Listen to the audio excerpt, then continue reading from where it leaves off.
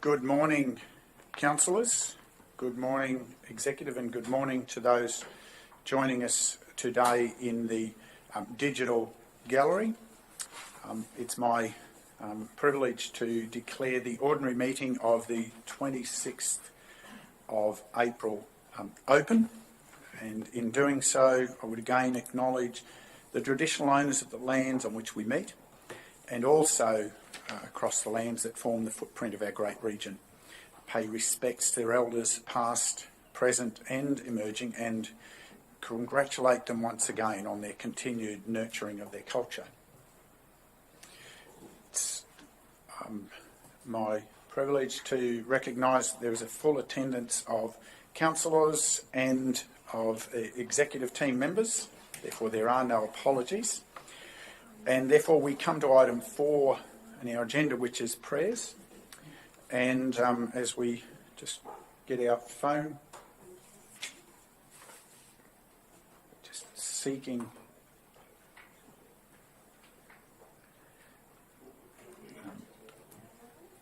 we're just reaching out to be joined by Reverend George Tully from the Uniting Church parishes of Harrisville and Flinders View to lead us in prayers.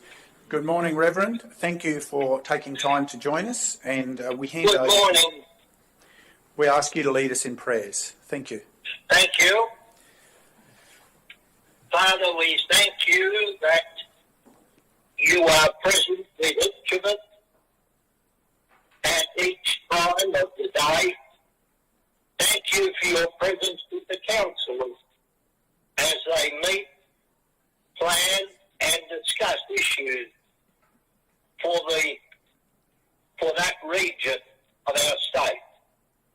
Be with them and bless them, we ask. Amen. Thank you very much.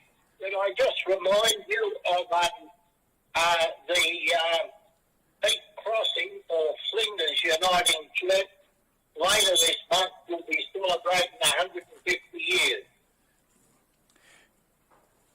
And if I could just mention that to you. Thank you.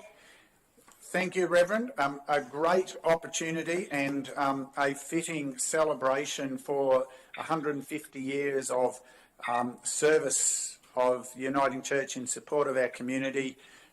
Thank you for letting us, making sure we're aware of that, to share that with our community. And congratulations, and thank you for sharing with us today. And of course you're welcome to continue to join us through the digital gallery, but understand that you have a parish that needs your attention also. Yes, thank you very much. We'll bid you good day. Bye. Councillors, we now move to item 5 of our agenda, which is any declarations of conflicts of interest, either prescribed or declarable, regarding the business before council today. Councillor McGuinness? Yes, Mayor, of a declarable conflict of interest in item 10.3, the reconfiguring of a lot at Aratula. I've got a couple of close personal friends that border onto this property, and I think it's wise that I excuse myself from any debate and decision on that. Thank you, Councillor. So that's noting that Councillor McGuinness has advised of a declarable conflict of interest and his intention not to remain in the meeting for that item 10.3. Thank you, Councillor. Any other declarations? If not, there are no announcements or mayoral minutes at item 6 today, and I've not been advised of any proposed petitions or deputations for today's meeting. So we move to item 8, which brings us to the confirmation of the minutes of the ordinary meeting of the 12th of April. Councillors, you've had access to those minutes to peruse and identify any queries or adjustments. The recommendation before us is that the minutes of the ordinary meeting held on the 12th of April 2022 be adopted. I would seek a mover. Councillor West. Thank you. Move me. Any questions to the minutes? Seek a seconder. Councillor McConnell. Any wish to speak, Councillor West? Anyone wishing to speak against? Anyone seeking leave to speak additionally? If not, we put the motion. Those in favour? That's carried unanimously. Thank you, councillors.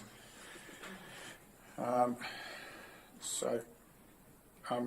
to item 9. I've not been notified of any business arising from the previous minutes. Councillor Swanborough. Yes, Mr. Mayor, I've got 2 items from business arising. Bit nice to advise, but fire away. What would those be? The first one is from the meeting of the 7th of December 2021. There was a notice of motion that I put to Council in relation to the determination of minor change and other change development applications. That was that all development, minor change applications and other change applications under the Queensland Planning Act 2016, which are applications for changes to already determined planning applications, be referred to Council for determination in meetings open to the public, rather than be determined under delegated authority to either the Chief Executive Officer and his or delegates. I was just wondering, it's been nearly 4 months since that was put up. Could I have an update on the progress of that particular report, please? I'll take that question. Thank you, Councillor Swanborough. As advised recently, where the officers are working through that as a process and intend to bring back a briefing prior to that being presented back to Council. And that's imminent. That's it. That's imminent. Did you say? It's on its way back through now. Right. Thank you. Further item, councillor. Yes, Mr. Mayor. The other one is in relation to a council recommendation of the 14th of December 2020, and it was a petition that was lodged with council, with the looking at Beacon Road, Tamborine Mountain. It was lodged with 25 signatures, and they requested change a whole lot of things, but they requested that council look at the traffic issues along Keswick Road on Beacon Road at the campgrounds because of the impact on children and campers for safety. And the recommendation was that the petition be received and referred to the Chief Executive Officer for consideration, and a report be brought back to council at a future meeting. It's been nearly 14 months now, and the manager of the campgrounds rang me this morning and said they've heard absolutely nothing about this, and I'm just wondering why that is the case and what is the delay in addressing a legitimate petition of council and a recommendation to bring it back to a meeting for consideration.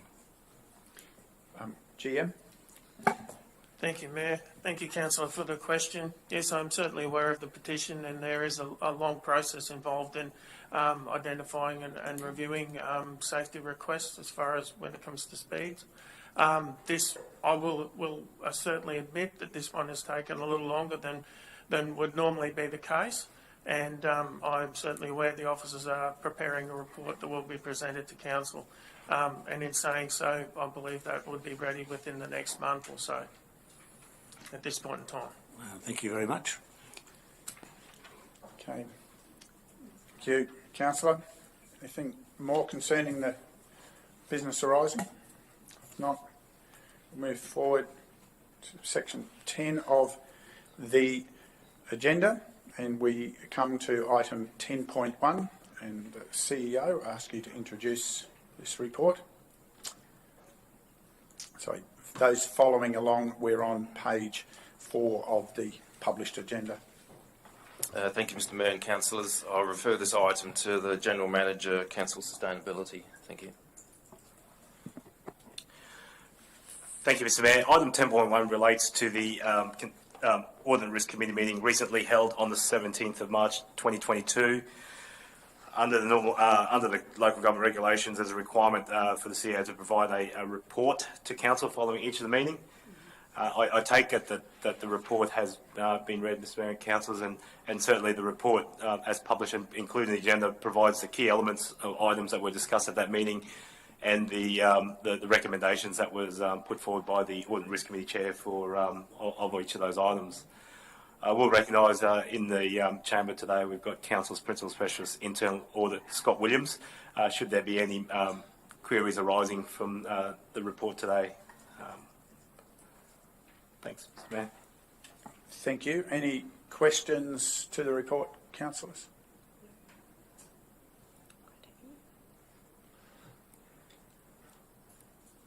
Thank you. Then we have a recommendation that I'd ask to be introduced. Thank you, Mr. Mayor. The recommendation for item 10.1 today is that Council receive the report provided on the Audit and Risk Committee meeting held on 17th of March 2022. Seek a mover. Councillor Enright. Thank you. Any additional questions? Any additional discussion? Seek a seconder. Councillor West. Thank you. Wish to speak at all, Councillor Enright? Thank you, Mayor. Just to acknowledge that this is a record of our audit and risk meeting, and I thank the staff for producing this summary, which is a useful reference for the councillors and for our public. Thank you. Thank you. Anyone wishing to speak against? Anyone seeking leave to speak additionally? If not, we put the motion. Those in favour? That is carried unanimously. Thank you, councillors. We move to now forward to item 10.2 of our agenda today, which is starts on page 10. And GM, we're in your hands. Thank you, Mayor, councillors, executive and those listening online. Item 10.2, the Versdale and Conundrum Township detailed flood studies and proposal to prepare a minor amendment to the Scenic Rim Planning Scheme 2020 is presented today, and I have the Principal Specialist Strategic Planning, Heather Nelson, who will take the councillors through this report. Thank you, Deborah. So, in keeping with the commitment to continuously improve on our flood hazard information, building and disaster management, a new flood study is being completed for the Versdale locality. So the area's recently experienced strong interest in new building work, especially for sheds and extensions to dwellings, and there's a need to provide more accurate flood information to support this development. So the current flood information for the locality uses the interim floodplain assessment overlay that was prepared by the QRA in 2012. But this mapping is not supported by flood level information, and it makes it difficult for landowners to determine the best siting and design for buildings, and it doesn't provide the information that you need to get your freeboard for habitable rooms. So the new study provides more accurate information about the flood risk on the land than the QRA mapping currently offers, as it's based on the 1% AEP, plus it has a climate change consideration. And it also aligns with the Queensland Government requirements for new flood models that inform planning schemes.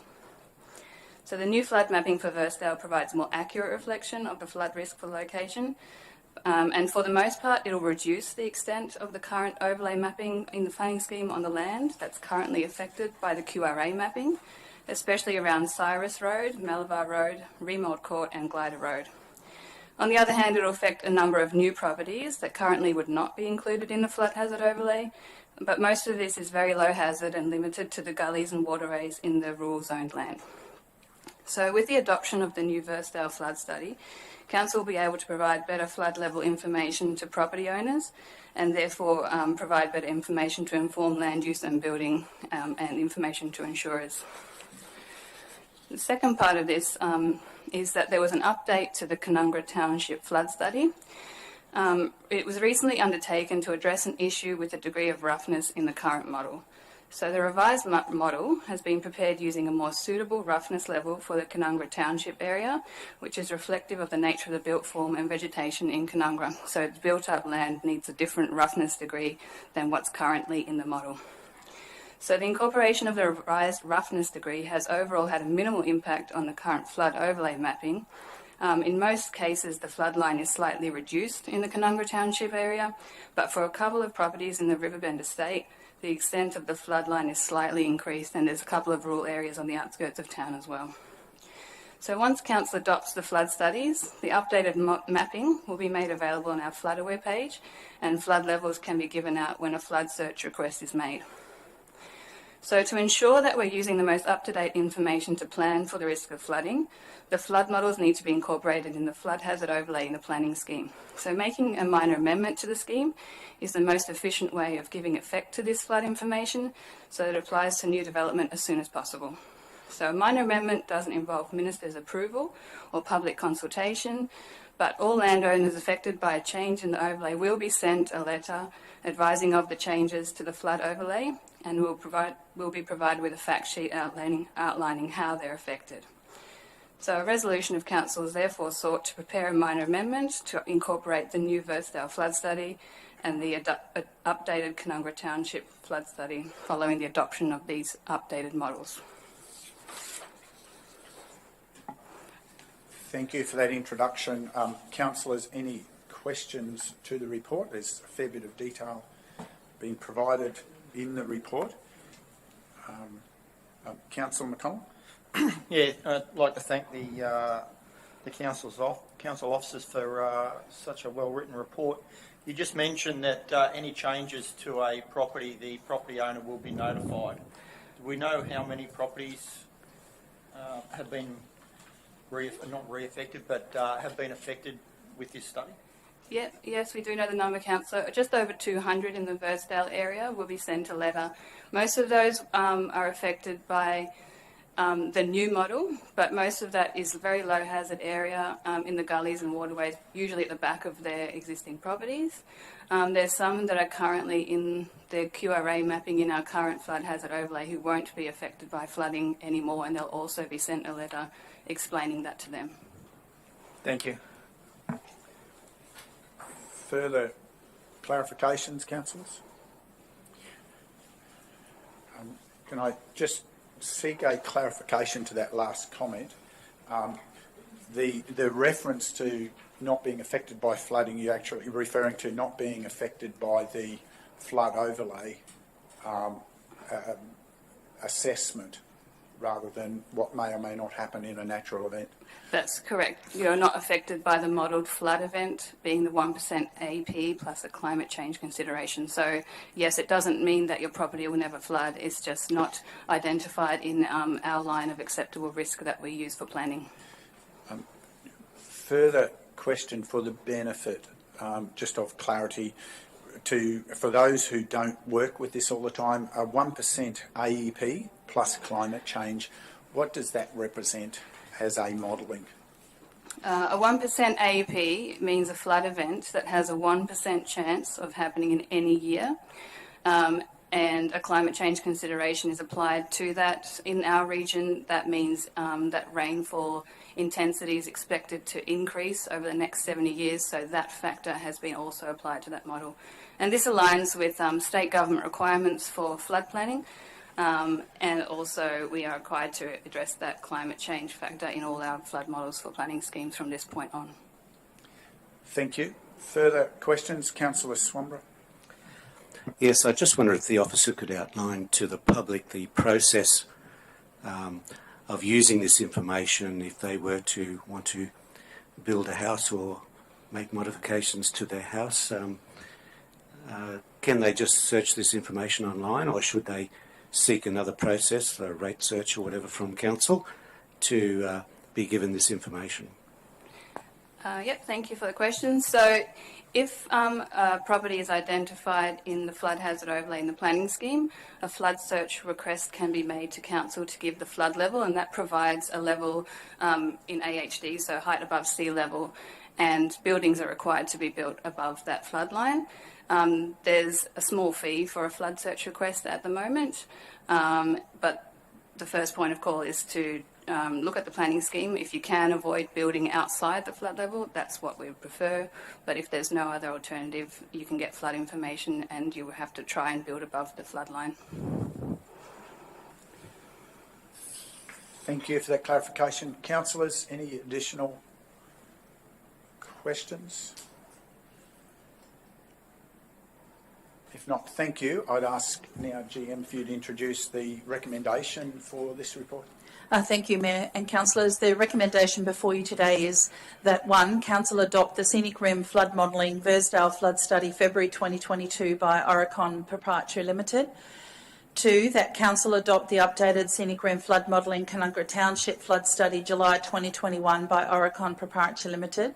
And 3, that Council prepare a minor amendment to the Scenic Rim Planning Scheme 2020 in accordance with Section 18 of the Planning Act 2016 and Chapter 2, Part 2 of the Minister's Guidelines and Rules to incorporate the flood mapping from the Scenic Rim Flood Modelling Versdale Flood Study February 2022 and the updated Scenic Rim Flood Modelling Conundrum Township Flood Study July 2021. Thank you. Councillors, I seek a mover. Councillor McConnell. Any additional questions to the report? Any additional discussion, councillors? If not, I seek a seconder. Councillor West, thank you. Councillor McConnell, you wish to speak? Yeah, I'd just like to again thank the officers for their work in providing this. It certainly helps homeowners and residents when they're looking to improve on their property or build on a vacant block that they have the latest information to be able to put an infrastructure in a place that will be outside, hopefully, any flood zone that is contained in this report. Obviously, as I said, Mother Nature is its own beast, and this is the best flood study that we've got at the moment. Again, I thank the officers. Thank you, Councillor. Anyone wishing to speak against the motion? Anyone seeking leave to speak additionally to the motion? Councillor West. Thank you, Mayor. Look, I just would like to also thank the officers for the hard work that's gone into these flood studies, and it's certainly I know we have done the Conundrum Rise properties, which were fairly new, and they were in a previous flood study. Those residents involved have been very grateful for that, and there's just a couple more, obviously, in some of those older areas. So thank you very much, and it's really important that our community have the most up-to-date flood information they can possibly have. Thank you. Thank you. Anyone else seeking leave to speak additionally? I will take leave just to also thank you for the work that's gone into this. It's been difficult times that we've gone through, but also we've had more recent events which have highlighted the point that I think is worth echoing, and I share the view Councillor McConnell expressed. These are planning tools. These are planning models that are based on both the requirements of the state and the best planning expertise we can apply. However, as recent events have shown, localised impacts are still important considerations for people. However, this gives a reliable platform at that 1% AEP plus climate change. It is not intended to be exhaustive.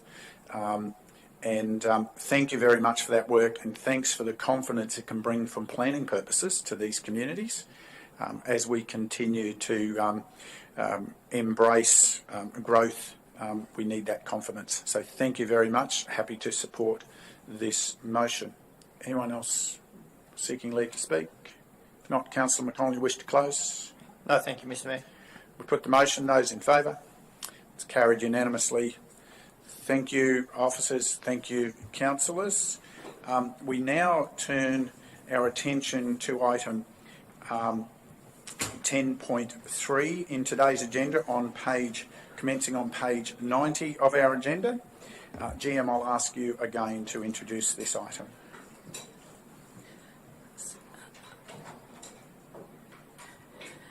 Thank you, Mayor and councillors. Item 10.3 is RAL 21/031 development permit for reconfiguring a lot, one lot into 54 residential lots, including 2 balance lots and 1 park at Fraser View Road. Sorry, GM, I apologise. Just for the benefit of those not in the room, Councillor McInnes has left the chamber as had been previously advised, just for those who were unsure.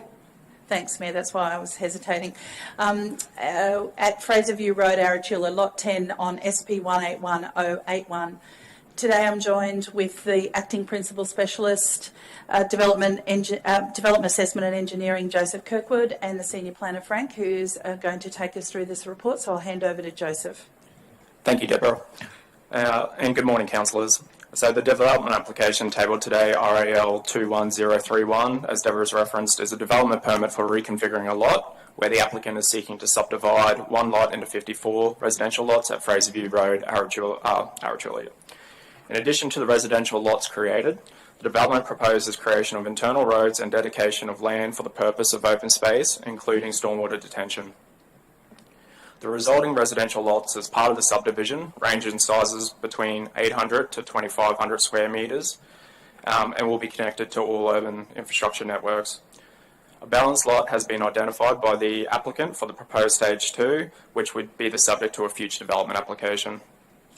Council officers, in considering the application, have carried out a code assessment against the Scenic Regional Planning Scheme 2020 and the supporting material which has been provided by the applicant, including a planning report and code assessment, proposal plans, geotechnical report, environmental noise impact assessment, traffic impact assessment, and stormwater management plan, including erosion and sediment controls.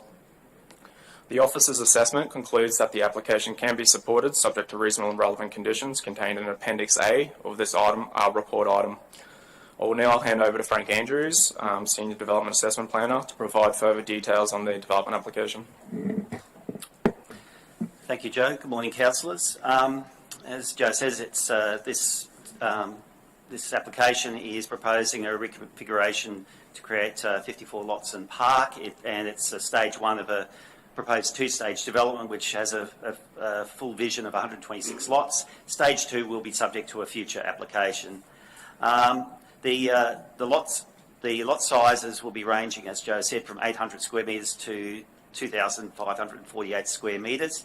Now, in the low-density residential zone, generally the minimum lot size is 600 square metres.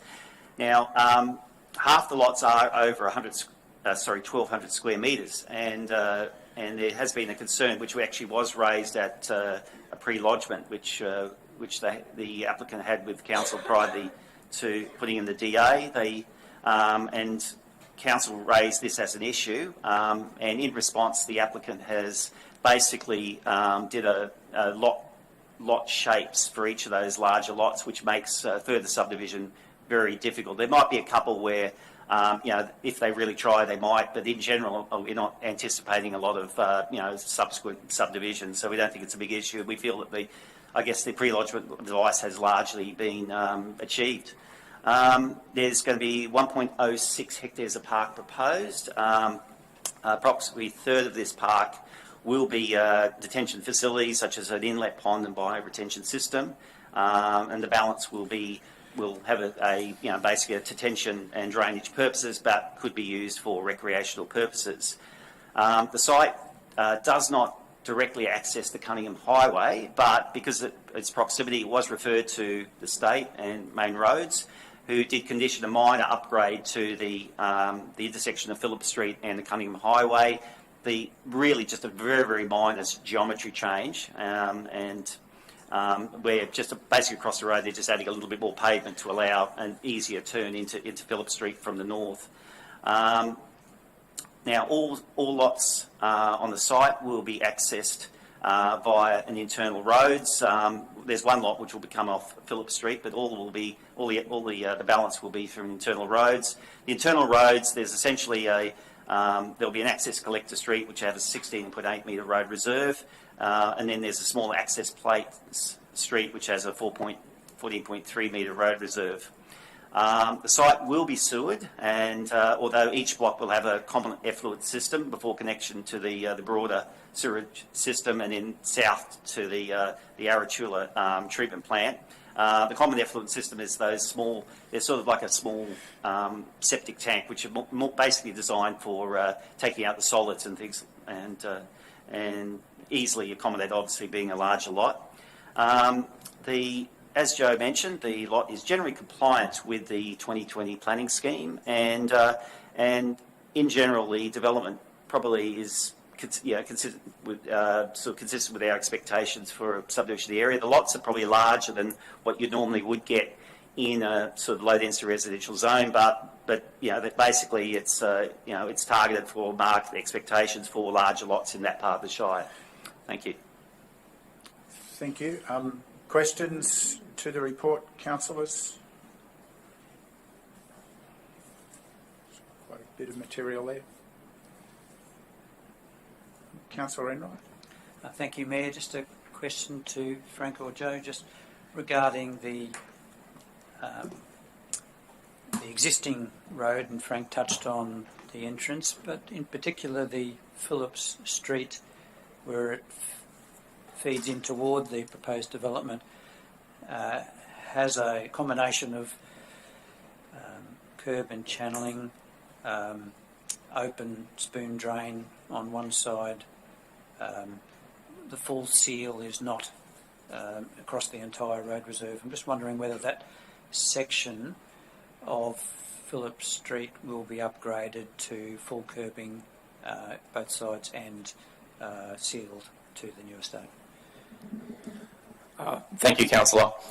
So basically, the new roads will, in terms of internal to the development, will have curb and channel proposed.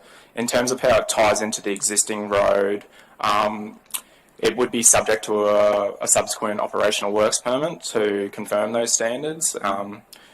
From what I understand from the advice from our engineering, it's generally conforms to the existing road network. However, that would be further refined through the operational works permit process.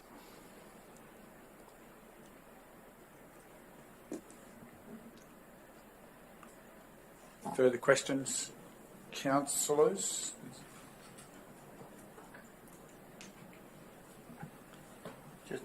Councillor McCollum? Yeah, just confirm power to houses all underground. I believe the conditions. Sorry, councillor, just ask your question to the microphone. Yeah. I hate asking this one and going that way. We just if I can just ask about power to the to all these properties, will it be underground power or above ground?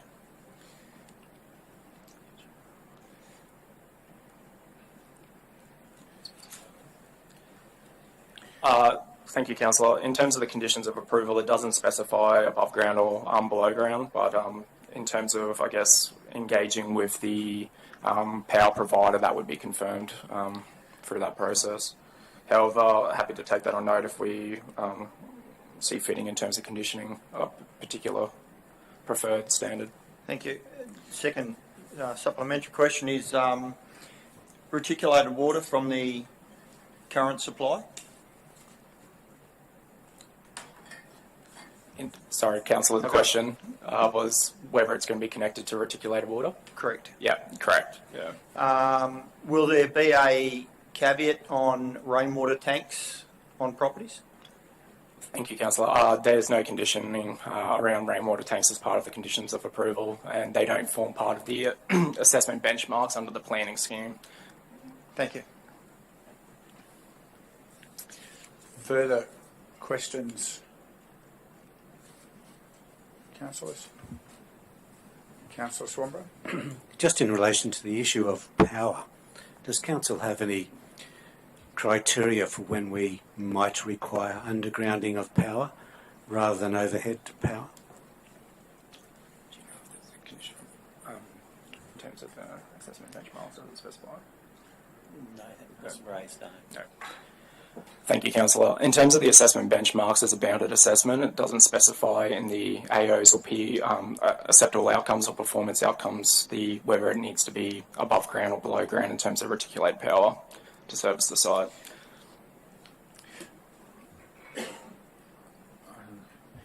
As a piece of supplementary information which may or may not be relevant, councillors who were present in the chamber in the prior term will recall there was a smaller development in Arachula that sought intervention from council to relieve them from a requirement to have underground power to their lots, and council held to the position of proceeding on the requirement for all new developments as underground, particularly in that precinct.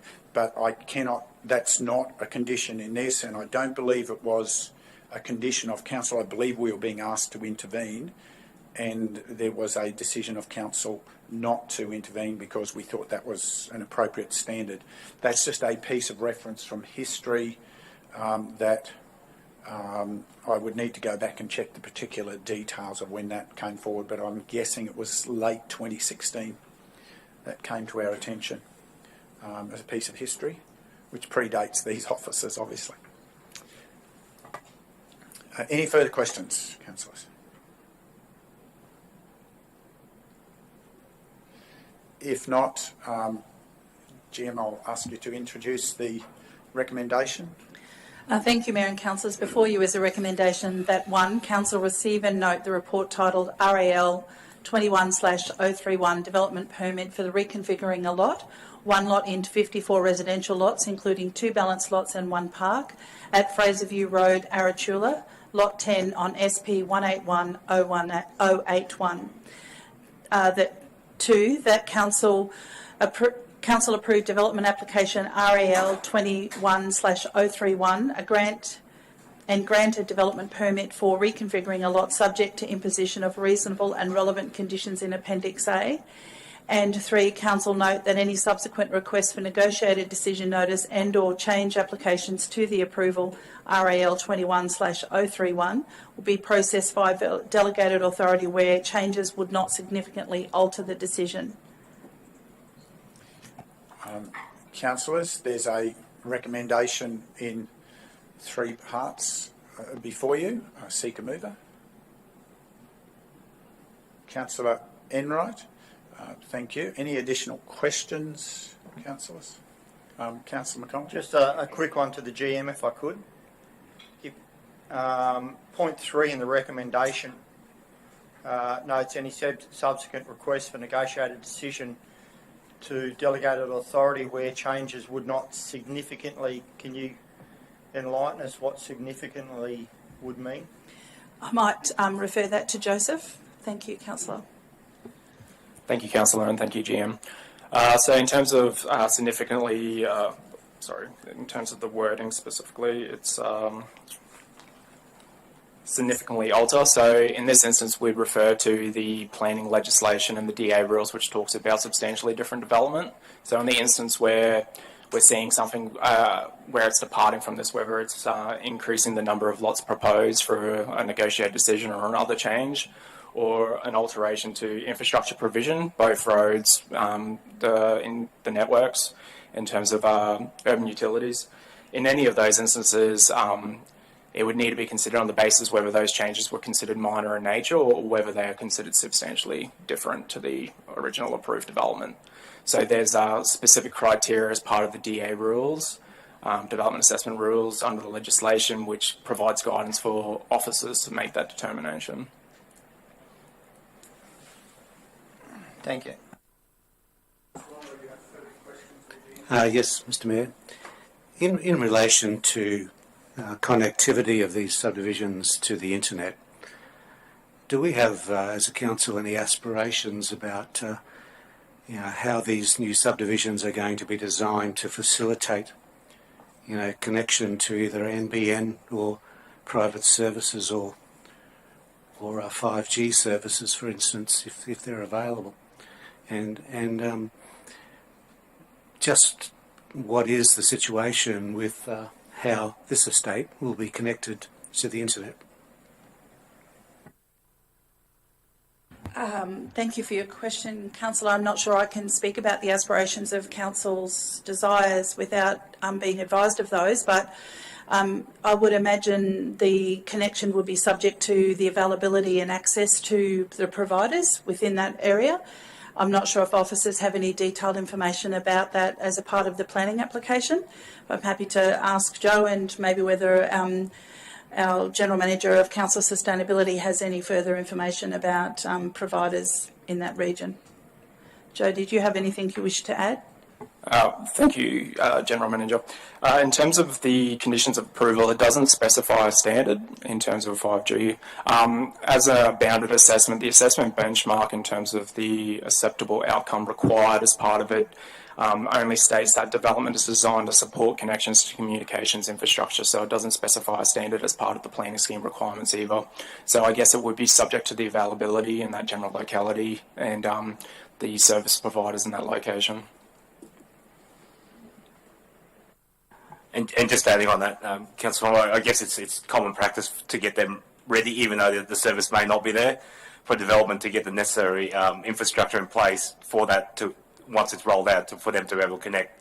It's easier to do that now than retrospectively trying to get all the wires through. So it's in their best interest. Yes, look, I understand, and the way they do their power also has an impact on how they do their internet. And quite often I've been in councils where they specify the pits and the trenching and whatever that needs to be provided to facilitate connection to the households. We don't know whether NBN will be providing, internet to the curb or internet to the node or whatever out in this particular area. But I think if we haven't worked that up at this point in time, that's something that council should be sitting down and considering when we're considering subdivision applications in the future. Just a further clarification to that, but the approved planning scheme does not have such provisions at the moment. Is that correct? Beyond what was stated? We can further review, but in terms of the reconfiguring a lot code, it only makes specification around connection to communications infrastructure. It doesn't advise on a standard or a minimum level of standard. A further question in regard to telecommunications and power. Is that something that's addressed at a future OpWorks application? The individual connection of the lots wouldn't be subject to a separate operational works permit to council. However, they would need to provide demonstrated that each individual lot is connected to the services prior to council sealing, endorsing the survey plan. Yep. Councillor Chalk. Yeah, Mr. Mayor, sorry, this might be a little touch out of order. Just got a question for the planners. In regards to lots 18 to 25 on the plan, I'm just wondering how they're going to manage the overflow of water to the existing houses on Phillip Street. I'm assuming this land was a former bits of cultivation, I think, so would it be some sort of levee bank restricting the water at the moment? Just wondering how they're going to manage it between the lots 18 to 25 because there's going to be fences and things put in place and how they're going to get that water to the retention basin.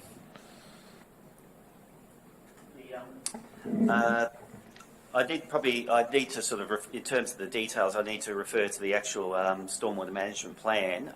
Like any lot requires, the lawful clean discharge, so obviously for stormwater, so that any stormwater on site would be discharged either to a stormwater system at the back or onto the street, depending on the contours of the block after development.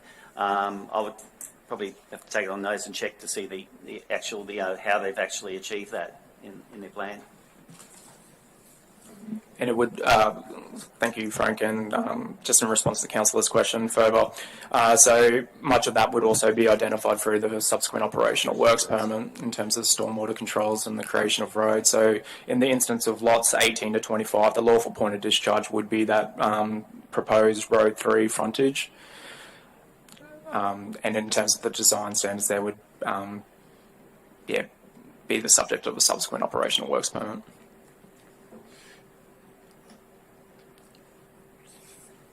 Thank you for that clarification. The challenge for design, certainly. I just as a matter of advice to this conversation, NBN is already available in Arachula through a number of providers, and that has various forms across that precinct. Any further questions? Okay. Councillors? If any additional discussion? I think, councillors, one piece of discussion from this that I would ask that the GM take note of for a potential review, future major amendment to the planning scheme is what our capacity is to stipulate things like underground power, which is, I think, has become somewhat of an industry standard, but also about digital service connectivity, etc. That I'm not quite sure where powers reach into that space, but if they're going to be anywhere, they would be embedded in the planning scheme. So that would be a matter for another day, not something we can create on the fly. Thank you, Mayor. I'll take that on notice. Any additional discussion, councillors?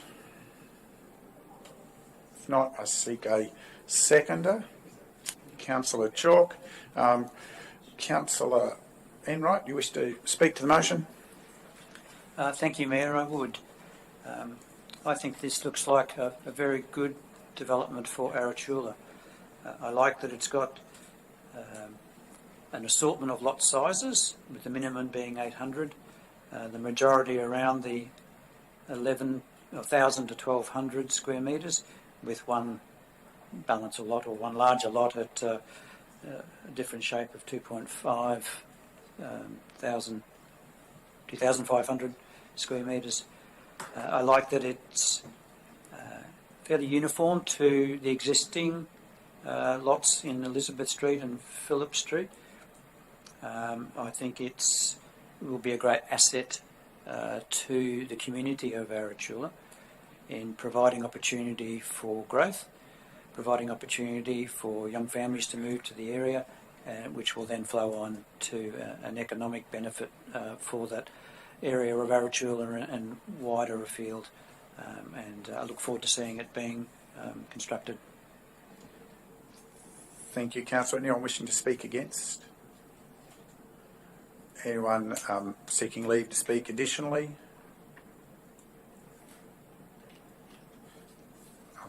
If not, we will proceed to vote on the motion. Those in favour?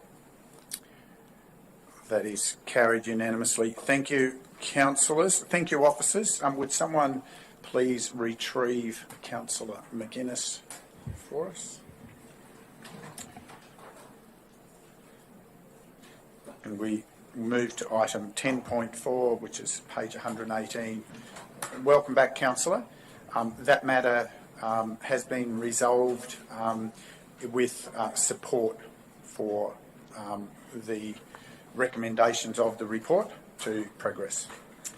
We move to, as I said, page 118, and GM, we're again in your hands. Thank you, Mayor and Councillors. Item 10.4 is the 2021-2022 Community Grants Program Round 2. I have with me today officers to present this report, Principal Specialist Community Development, Kathy Forrest, and the Manager of Community and Cultural Services, Deborah Moore. The report advises today of the applications that have been considered under round 2 of our regular community grants program, and it talks to the recommended distribution of those grants. So I'd like now to hand to Kathy to take you through the highlights of the report.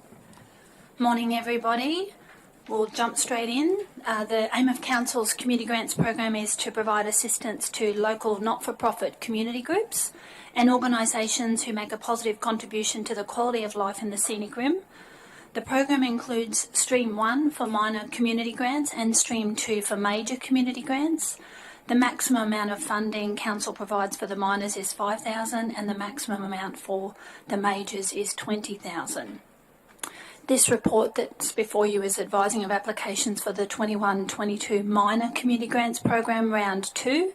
There's only one round of the minor grants program each year, and these are usually released in July. To just give you the snapshot, applications were called from the community for round 2 minor grants on 1 February 22 and closed on 28th of February 2022.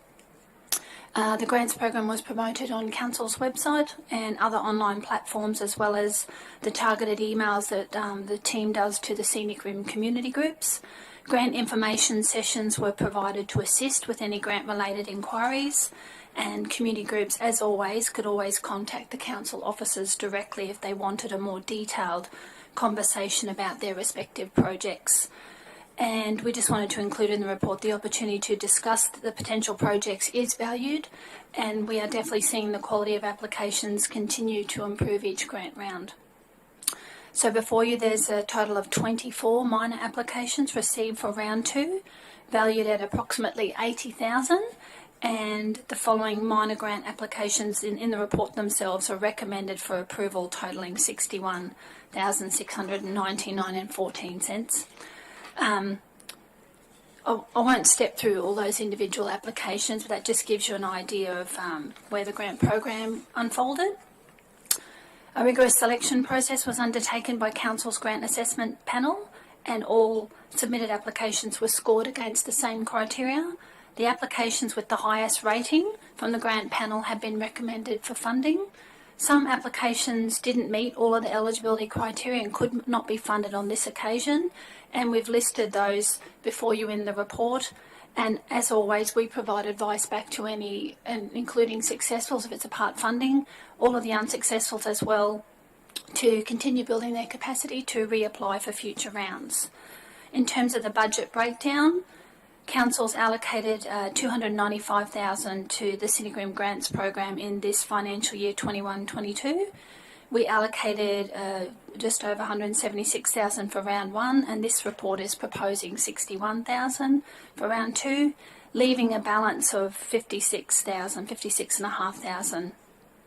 And as always, a full update on Council's in-kind allocations will be presented as a separate report at the end of the financial year, as that's another component of the Community Grants program. I'm happy to take any questions of the applications if you want to talk any particular detail. Councillors, any clarifications to the report? Councillor McConnell? Yeah, just a quick one, if I could, to the council officer. The amount requested and the amount recommended can vary for some organisations. Some get full funding, some get part funding.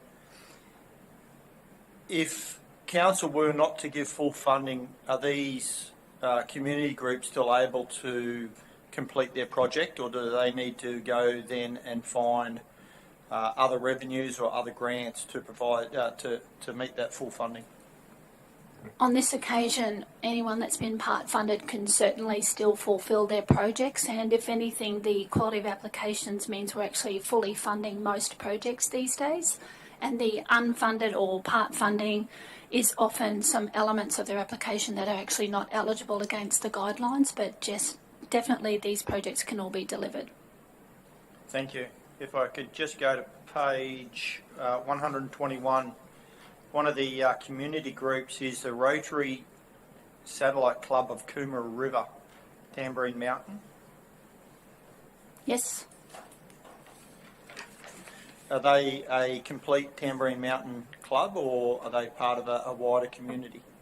Yes, they're part of the, they obviously have that boundary that's very close, but they're based within the Tamborine Mountain community, and their project is actually being delivered in the Tamborine Mountain community. Thank you.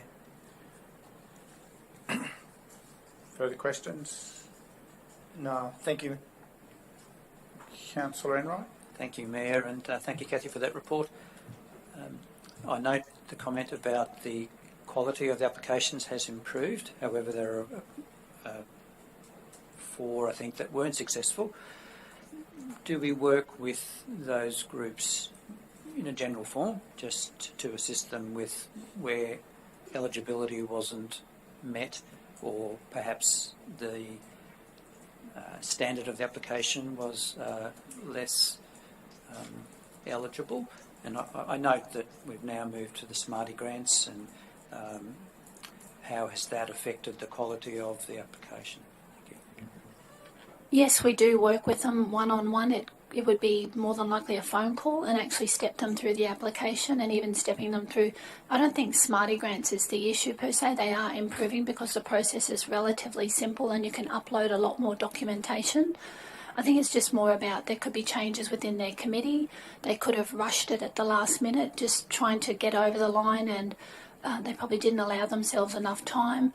They may not have actually spoken to the officers in the lead up to the application, and we can often give them a lot more detail stepping them through that process. So there's usually a range of factors, but generally speaking, the merits of what's in front of you are actually quite good, and the community groups are doing a really good job with their application. So we will definitely have that conversation. It won't just be they'll get the formal reply from council, but then we'd have a more detailed conversation with them and try and understand what's going on for them as a committee and their project. Thank you for that clarification. Thank you. Further questions, councillors? If not, GM will return to the recommendation for this report. Thank you, Mayor, and I will refrain from reading out the 20 successful applications with your indulgence. I can do it if you want, Councillor Enright. So before you is a recommendation that one, Council approve the allocation of minor grants under the 2021-2022 Scenic Rim Community Grants Program Round 2 for a total of $61,699.14 as follows, and that the table includes the 20 successful organisations. And two, that Council provide relevant feedback and advice to unsuccessful grant applicants to continue building capacity of the community sector. Thank you. I seek a mover, councillors. Councillor Enright, any additional questions, councillors? Any additional discussion? Seek a seconder. Councillor West, can your hands up? Wish to speak, Councillor Enright? Thank you, Mayor. Absolutely delighted to support this motion, and by doing that, supporting a wide range of community groups within our region.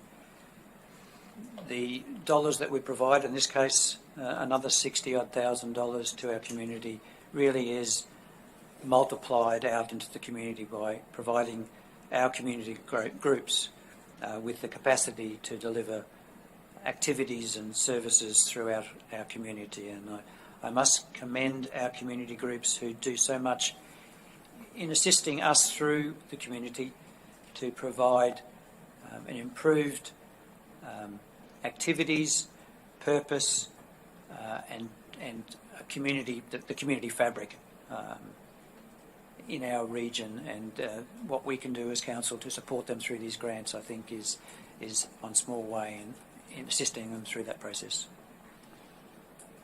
Thank you, councillor. Anyone wishing to speak against? Anyone seeking leave to speak additionally? Councillor West. Thank you, Mayor. Look, I should also want to reiterate what a good assortment there is of projects there throughout the whole region. And I guess, given that yesterday was Anzac Day, I'd just like to say that at the Anzac ceremony at Beachmont yesterday, the committee did publicly thank the Scenic Rim for the grant that they received in the previous year, where they brought a new PA system that worked perfectly as opposed to previous years. So it was thank you to the staff there and to the council. Thank you, councillor. Anyone else seeking leave to speak additionally? If not, we put the motion. Those in favour?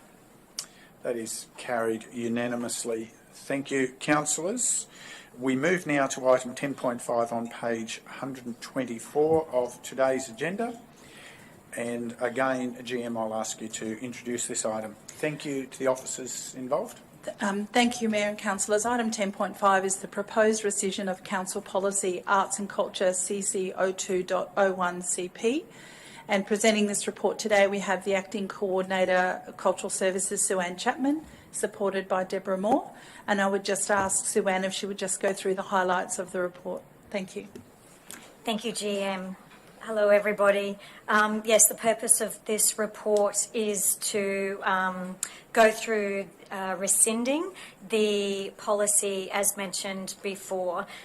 This has come as a consequence of the 2021 policy review project, and a number of policies being worked through to consolidate into one community and culture strategy, which is a project which has been underway for the last 18 months. The policy, upon review as part of the project, was determined that it was more of a strategy, and that a lot of the elements were business as usual, which cultural services would be undertaking.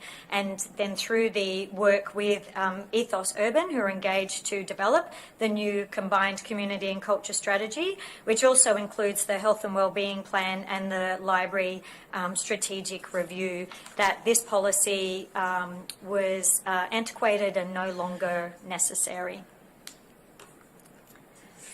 Thank you. Councillors, questions? Councillor McConnell? Just a quick one. It says there that point 2 of the recommendation is the next community and cultural strategy isn't out yet. Is that correct? That's correct, Councillor. That that strategy will come back to Council shortly, and as a briefing, then we'll go out for further consultation prior to finalisation. So we won't have a policy or strategy if we rescind this now. We're without a policy or strategy until we then adopt the next one. No, I don't think we should view it that way. I think really, as the officer pointed out, as Sue-Ann mentioned, much of what's contained, this policy in and of itself is more like business as usual, day-to-day operations of the cultural services team.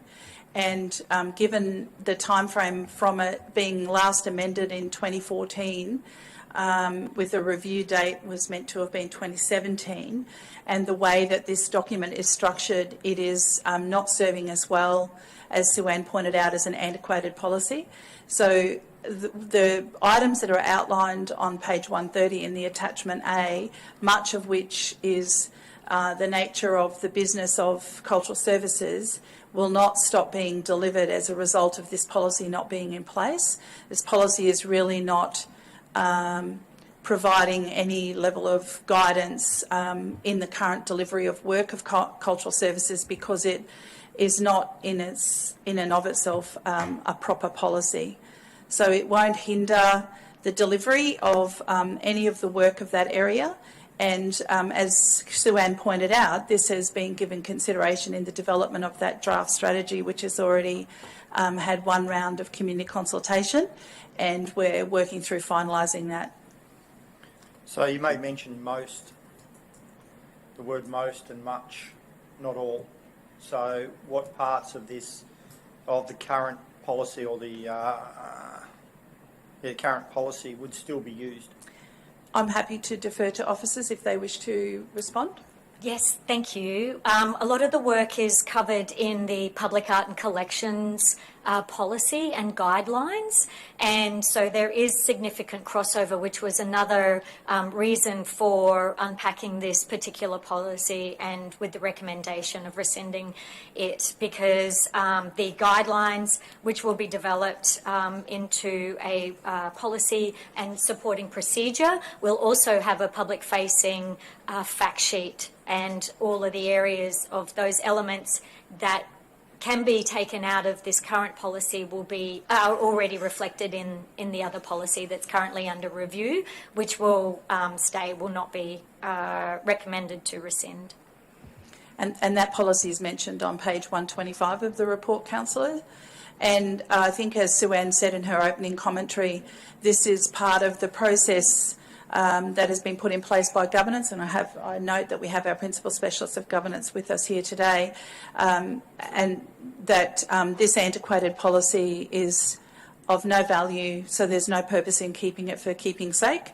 And I understand from the principal specialist that the whole idea of going through the thorough process of the policy review commenced by Council is for us to determine what policies need to be updated, what need to be kept, and potentially what need to be rescinded. So my question is, what parts in this policy are still current? outside of what's already BAU? I believe we've answered that question, Councillor. Is there something I have not, or Sue-Ann and I have not been clear about? Well, you said some, much, and another word I can't remember, but is there anything in this policy that is a standalone? So nothing in this policy is no longer relevant to anything that council does? I think the point that we're making is that we don't believe this policy is relevant anymore. Yeah, I'm aware of that. And we're in the process of changing that into the new strategy. But is there anything in this? I'm loath to do something on rescind a policy if there's still something current in the policy. So you're telling me that there is nothing in this policy that we currently use? No, that's not what I'm telling you. I'm telling you this policy is no longer relevant in its current form. Okay, so no longer relevant but still used? No, it's not used. It's Well, not. that's what I just asked. Is there anything in this policy that we use currently? It's not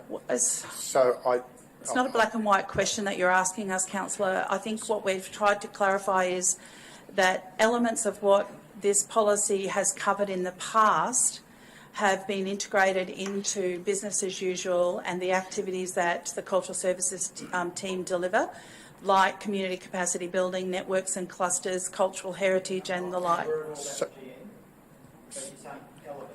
So either all of the policy has been incorporated into another strategy or another policy, or there are some elements that are still needed within this policy?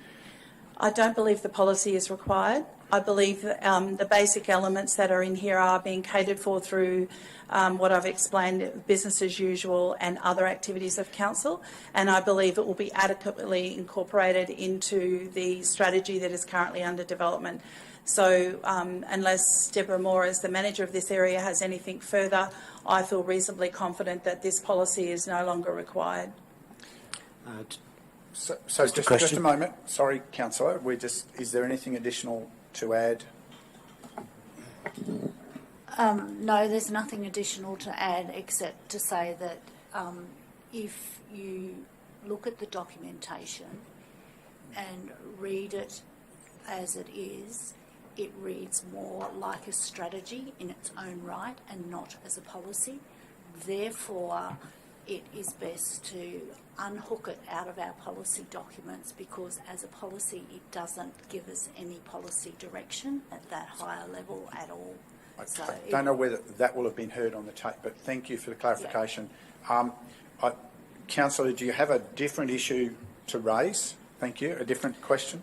Yeah, look, the existing policy deals with cultural heritage. And I think where Councillor McConnell might be going, I can understand what he's trying to get at. It talks about protecting our cultural heritage. The existing policy, that is a live thing at the moment, which is going. If we go into Never Never Land with no policy whatsoever, what have we got to hang our hat on in relation to cultural heritage and protecting that cultural heritage going forward until the new strategy? And I honestly don't know what's planned for cultural heritage in our new strategy. How are we going to deal with that particular issue? I'll ask Deborah to answer, but it's also important to note that cultural heritage is addressed within our corporate plan 2026 and also in our ongoing annual operational plans as well. So it's not in isolation dealt with this in this policy alone, but I'll ask Deborah to provide a more thorough answer. Yes, and we also have a cultural heritage officer as well that works around our cultural heritage and making sure that that is captured in our day-to-day business. So for us, that is business as usual as well. It'll only be any extraordinary projects that might come out or things that we're not currently doing at the moment that would come into a new strategy. Councillor, can you just switch your microphone off? Thank you. Any additional points for clarification?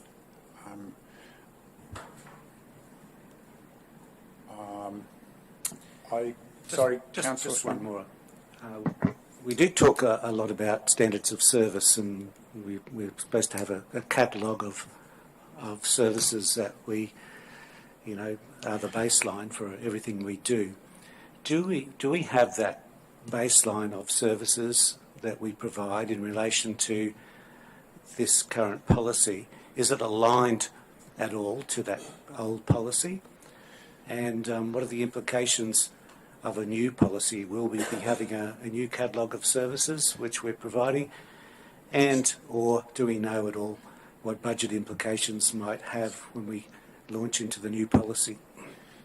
So, GM, are you able to answer either of those two questions? I might leave the catalogue of services to my learned colleague who's leading that project. I think I could probably answer the back end of that question by saying that it's very clear in the corporate plan the type of service delivery that this area aims to deliver, and then year on year in annual reports, annual operational plans that the Cultural Services team do deliver against, and those are subject to the annual budget process. Just if that's kind of the back end of what you're asking. Thank you. Additional. Thanks, Mayor. And I guess the second part in respect to the catalogue is that's probably the outcome that's intended, is to identify those activities, the frequency and the regularity of what's provided, and list those so council can, that they're there for to serve a purpose of that nature. Thank you. Further questions, Councillor Ron? Mayor, a question to the GM. Is this more a housekeeping matter where we're just tidying up our policies as we have a policy review process? And are there any timelines that are critical for this policy to be rescinded, knowing full well that the community and culture strategy is imminent? That's exactly what it is, Councillor. When the 2021 policy review project was launched by governance, all managers and relevant work areas were asked to assess all policies within their responsibility. And as a result of, for all the reasons that have been outlined, which I won't restate, we've deemed this policy is redundant, is not providing any valuable critical oversight, as Sue-Ann pointed out, to the team. And they have moved on, some almost 10 years later. They've moved this agenda on in this organisation, and we believe it has been adequately managed and delivered on behalf of council without any influence from this policy or guidance for that matter, and that the officers have been entrepreneurial in their approach to pick up the fact that this is more of a strategy than it is a policy, and therefore have ensured that those considerations are being drawn in to the draft community and culture strategy, which, as we said, it will be presented back to council very shortly. Thank you. Thank you. Further questions, councillors? If not, we move forward. And I ask the GM to introduce the recommendation. Thank you, Mayor and Councillors. Before you is a recommendation that 1, Council rescind the Council policy Arts and Culture CC02.01CP, which was approved on 27 May 2014. And 2, that Council note that the draft Community and Culture Strategy 2022 to 2027 under development will include relevant content contained in the obsolete Council policy Arts and Culture CC02.01CP. Thank you. I'll firstly seek a mover to the recommendation. Councillor Enright, thank you. Now, are there any additional questions, councillors?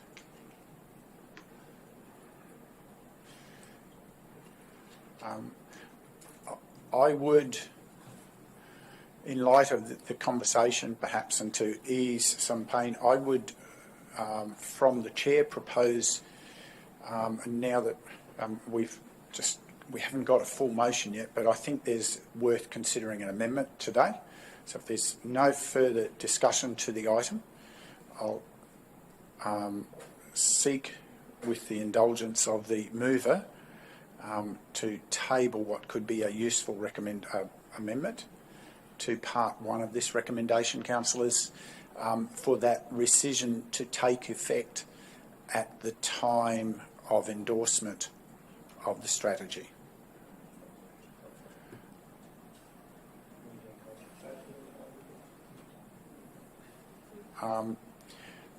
So that to be with the decision in part 1. Yeah, an additional paragraph to be added. Resolution, thank you, for for the decision indicated at part 1 of the recommendation. So for the decision indicated at part 1. No, for the take out the 2 in front of that, sorry. For the decision indicated at part 1 of the resolution.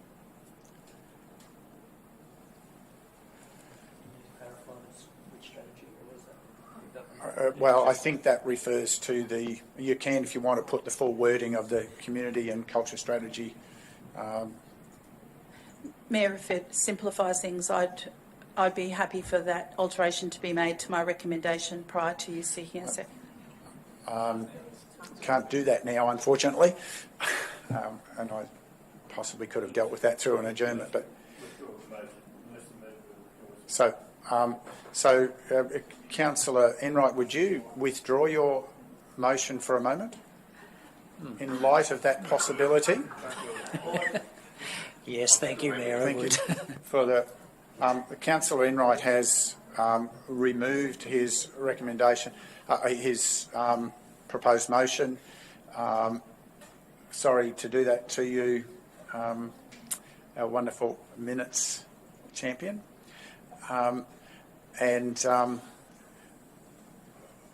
Then, GM, it is now still within your opportunity to consider a modified recommendation, if you would now introduce that for the chamber. Thank you, Mayor and councillors. I would be willing to propose an adjusted recommendation that 1, council rescind the council policy arts and culture CC 02.01 CP, which was approved on 27 May 2014,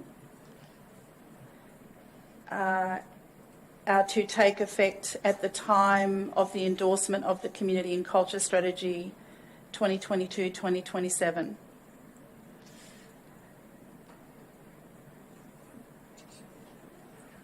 Just a question, is it just the strategy we're talking about or the policy as well? Sorry, in that adjustment is... Sorry? I'm reading that. I believe the implication there is once the strategy that is referenced is adopted, then the policy will be considered rescinded. The content is absorbed into that. Yeah.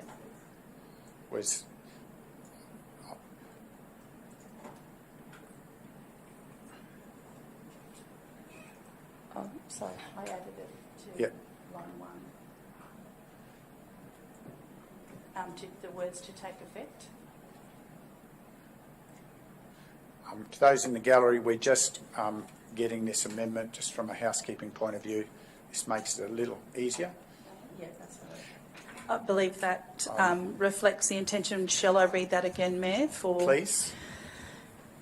So that that 1, council rescind the council policy arts and culture CCO 2.01 CP, which was approved on 27 May 2014 to take effect at the time of the endorsement of the Community and Culture Strategy 2022 to 2027. And 2, that council note that the draft Community and Culture Strategy 2022 to 2027 under development will include the relevant content contained in the obsolete council policy Arts and Culture CCO 2.01 CP. Thank you. I now seek a mover, Councillor Enright. Thank you for your patience. Any additional questions this provides, addresses some of those points of clarity. No additional questions. Any further discussion? Councillor Swanborough? Yes, Mr Mayor, I think this is really achieves what Councillor McConnell was trying to achieve, because if you have a policy and you really should wait till you have a new policy before you rescind another policy. I think that's just good practice, and this essentially does that. So we're not point of order, Mayor. I'm just wondering if Councillor Swanborough is speaking to a motion or asking. I'm allowing great latitude, but just I was asked for a comment. I'm sure it was. well, yeah, for discussion within councillors, but Right, thank you okay. for your note, Councillor Enright. But I will allow. I'm allowing great discretion. Thank you. Yeah, as I said, I'll be. I think the changes made are relevant to and in accordance with the discussion that's been had this morning.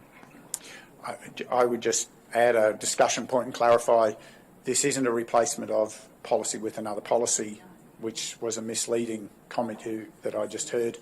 This is actually taking a policy that wasn't truly a policy and taking it forward and making sure that we're recognising the strategic elements that are important, which is what this report was all about. This just, I think this just provides better clarity of the intent of what was put on the table today.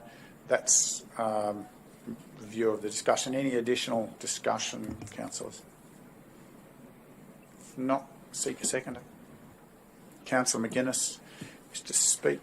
Councillor Enright. Thank you, Mayor. I think this discussion has been valuable.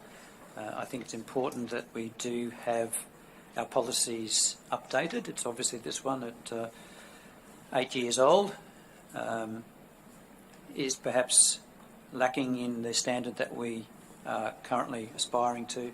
It's appropriate that it be rescinded, and I think the additional timing of that, tying it into the new community and cultural strategy makes good sense. So I thank you to the officers for their diligence in bringing forward this process.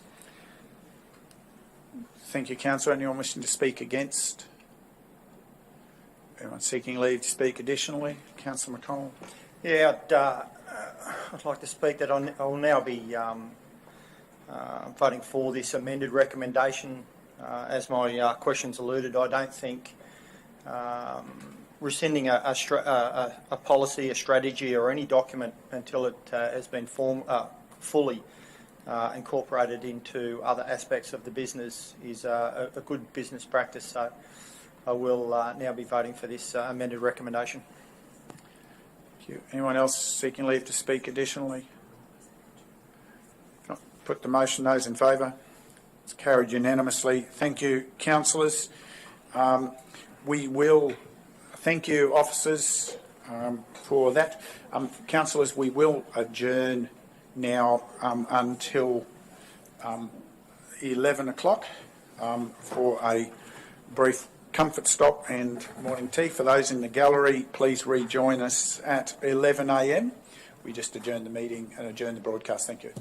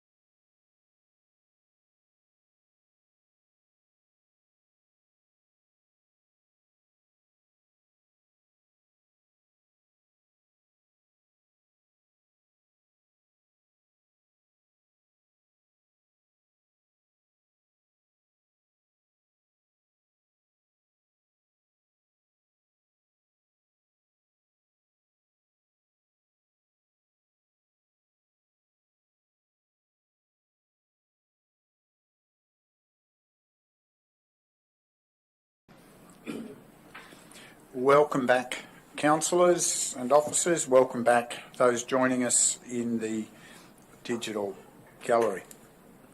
We now turn our attention to item 10.6, page 134 of our agenda, GM Council Sustainability. Would you kindly introduce?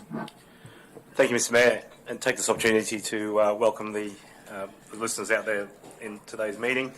Item 10.6, what's been put on the agenda today is for consideration by Council in adopting the revised Audit and Risk Committee policy along with the Audit and Risk Committee terms of reference. As per the previous item, this is a process that's undertaken to ensure the relevancy and currency of the policy and the terms of reference. The report outlines when the policy and the terms of reference were last adopted, and I guess one of the key things to note since that time is Council has brought on board the internal audit function within Council as an employee, as opposed to previously where it was a function provided by a third party. And so some of those items in there referencing that in particular, including the overall responsibilities of the committee and how it interacts with management, internal audit and external audit. Some other aspects. I'll take the report as being read, Mr. Mayor, and certainly again acknowledge the presence of Council's Principal Specialist Internal Audit Officer Scott Williams in the room to answer any particular queries. But the purpose of the review was really just to minimal tidying up, adjusting some of the wording of specific responsibilities, as mentioned before, and also recognises Council's insurance arrangements as a distinct part of Council's overall approach to managing the risks. And the only other aspect on there was a section in there that required external members submitting registers of interest, which was removed for the purpose of the Audit and Risk Committee. That being said, Mr. Mayor, certainly opening up for any queries in respect to the matter. Thank you, GM. Councillors, you've had the report and the revised policy and the revised terms of reference. Any questions?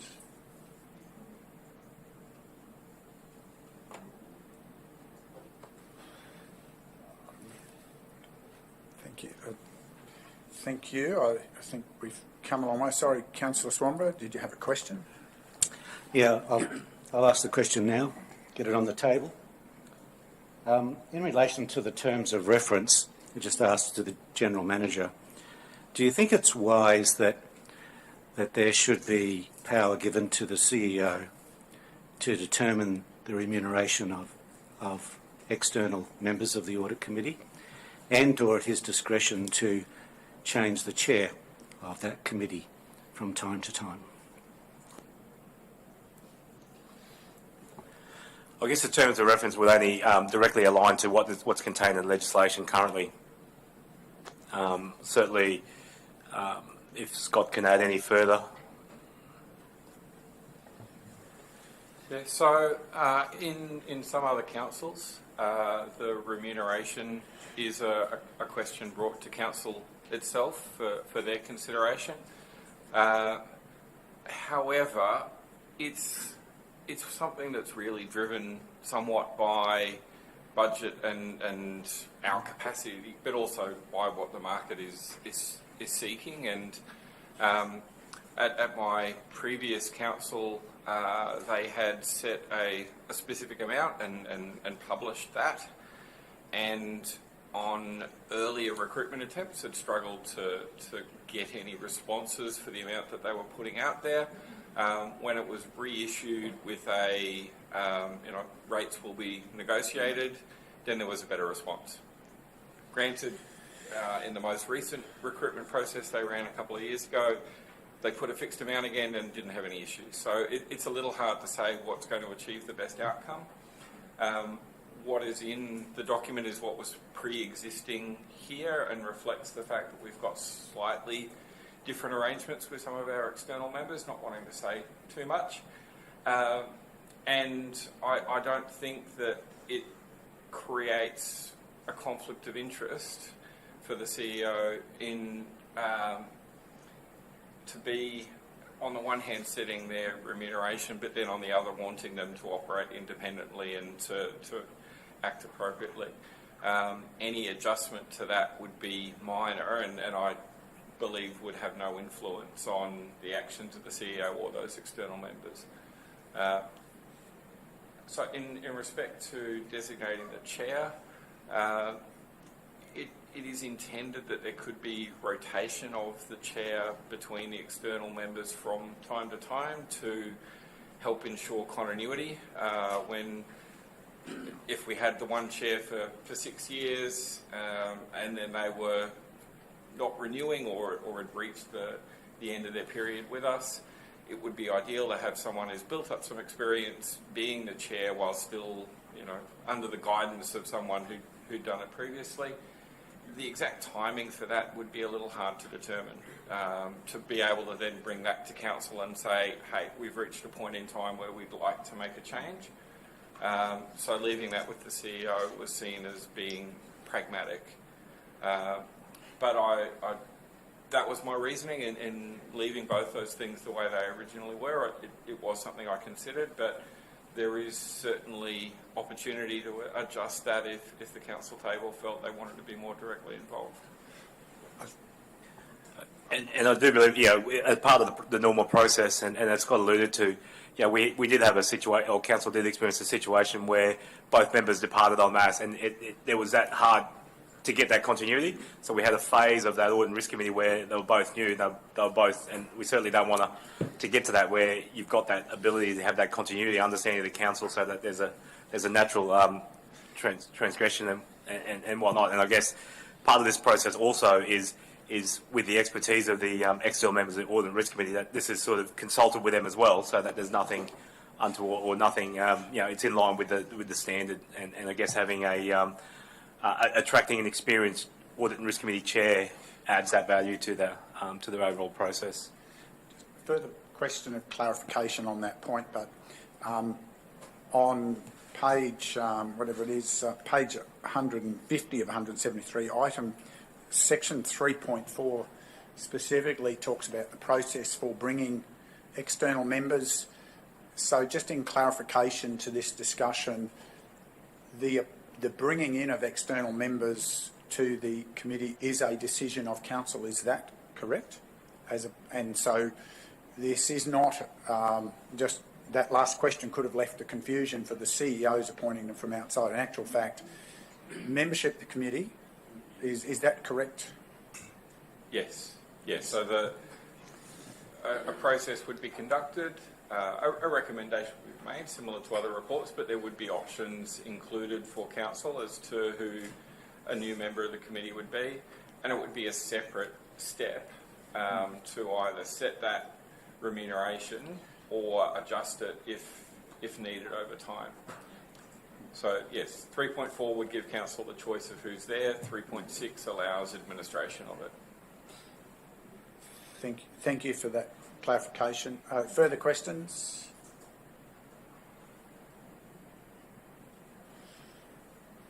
Okay.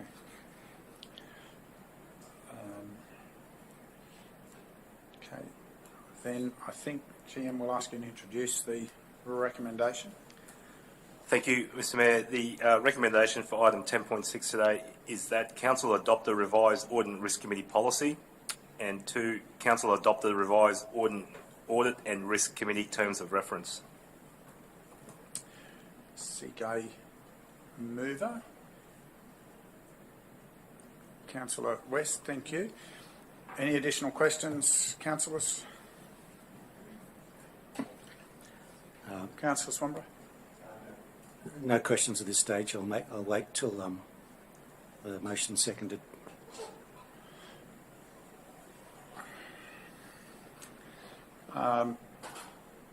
Any further discussion to the matter before us, councillors? Councillor Swanborough? Are you inviting discussion, Mr. Councillor, what did I just say? I okay. can only explain it. I can only do that much for you. The rest is up to you. All right, thank you, Mr. Mayor. I'm on page 143 of the report, and it says remuneration for the external members will be at a level set by the Chief Executive Officer. The Chief Executive Officer may elect to offer a range of remuneration for either of the external members' roles, with final remuneration to be decided based upon the experience and qualifications of candidates. Such remuneration may also be reviewed annually at the Chief Executive Officer's discretion. And then 3.7 says, at the discretion of the CEO, the chair position may be rotated between the external members to provide a greater level of business continuity as circumstances require. I've sat on a lot of these committees and worked with a lot of CEOs, and I've seen conflict between external members of the auditors and CEOs, because it's a difficult position, whilst an internal audit committee is there for organisational improvement, and I understand that. But quite often difficult decisions are made by external auditors, and it doesn't necessarily sit well with the CEO, who is the number one person leading an organisation, and things can get heated at times, and sometimes relationships are damaged as well in that process. To me, the CEO being able to exert influence by way of providing additional remuneration at recruitment time, and or being able to change that remuneration at his discretion, and or being able to rotate the chair if things aren't going too well for him, is not best practice in my view for external auditors, because Point of order, Councillor Swanborough. You added a statement in there that's not in 3.7, so please don't misrepresent what 3.7 says. Mayor, may I ask? There is no. I've been very generous in allowing you to wander far more widely than just discussion to what's the motion. However, you've falsely represented 3.7, because it doesn't talk about being able to rotate them if things aren't going his way or things aren't to his liking, whatever the words you were. But that's a misrepresentation of what 3.7 is for. 3.7, as was clarified by the GM before. So I'm happy for you to discuss, but please don't misrepresent in your discussion. That's not proper practice. Mr. Mayor, there's been none whatsoever misrepresentation. The point that I was making is very clear to all who are listening, and that is that being able to do 3.7 does give the CEO a discretion to change the chair of the committee or to rotate at his discretion if he is unhappy with the way that things are going. And again, point of order, Councillor. That is a brutal misrepresentation of 3.7. It's Can my I experience, please read Mr. Mayor. Well, I understand what your experiences might have been in dysfunctional places. We have not had that type of dysfunction, and this wording is very carefully thought through based on best practice elsewhere. So you may not have had some best practice experience. There is no point of order, Mr. Mayor, and you're using... Well, I've made the point of order. Sorry, point of order from my perspective. Point of order.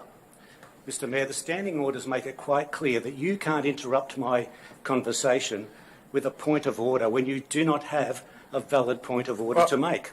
Councillor, again, you are misrepresenting the words of 3.7. I am not. Well, Councillor, you clearly have a very different grasp of the English language. 3.7 specifically says, for those who are your listening audience, at the discretion of the CEO, the chair position may be rotated between the external members to provide a greater level of business continuity as circumstances require. That's the only purpose for rotation. None of the none of the offensive suggestions you've been carrying forward. He can make that determination based on any reason that he wants in his own mind. And No, that's the issue, Mr sorry, Mayor. Councillor. Mr Mayor, I move a motion Yep. of dissent. Councillor, Mr Mayor, please go a ahead. motion of dissent, please.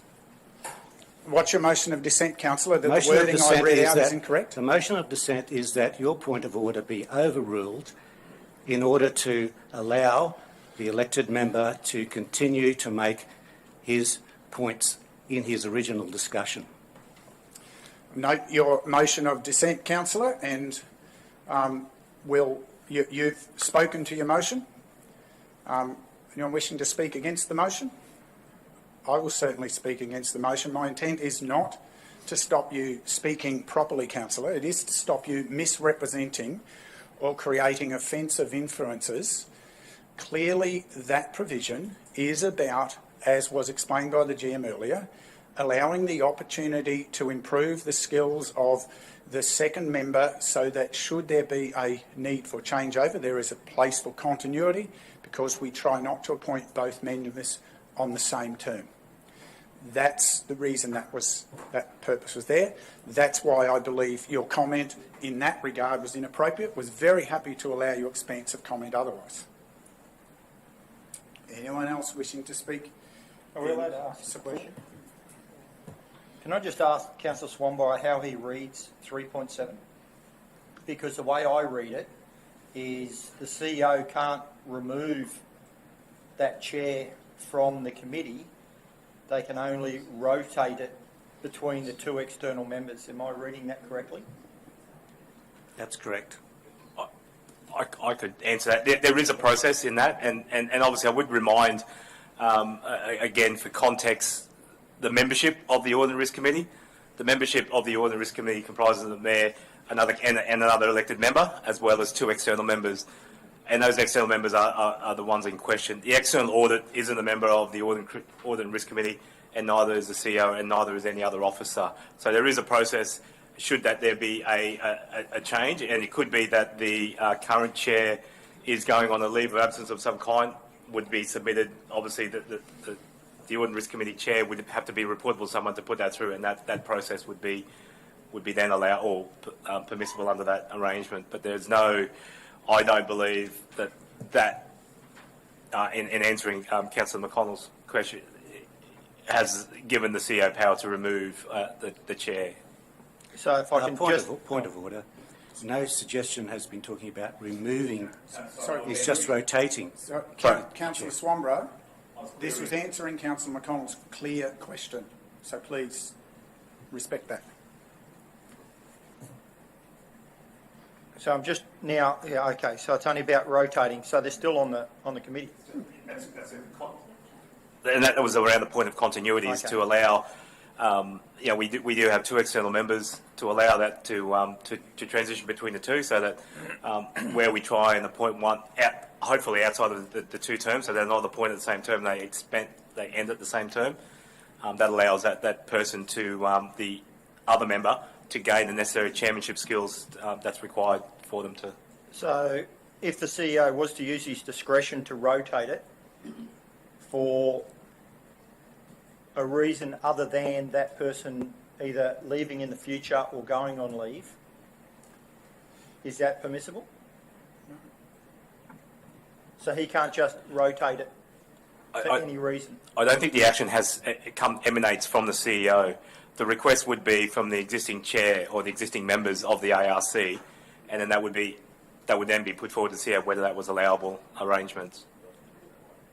It doesn't read that way. It doesn't read that way. It just says at the discretion of the CEO, he can rotate it for continuity, and Certainly. then it's up to the discretion of the CEO. The CEO can make a judgment call and say, "Well, I'm going to rotate you."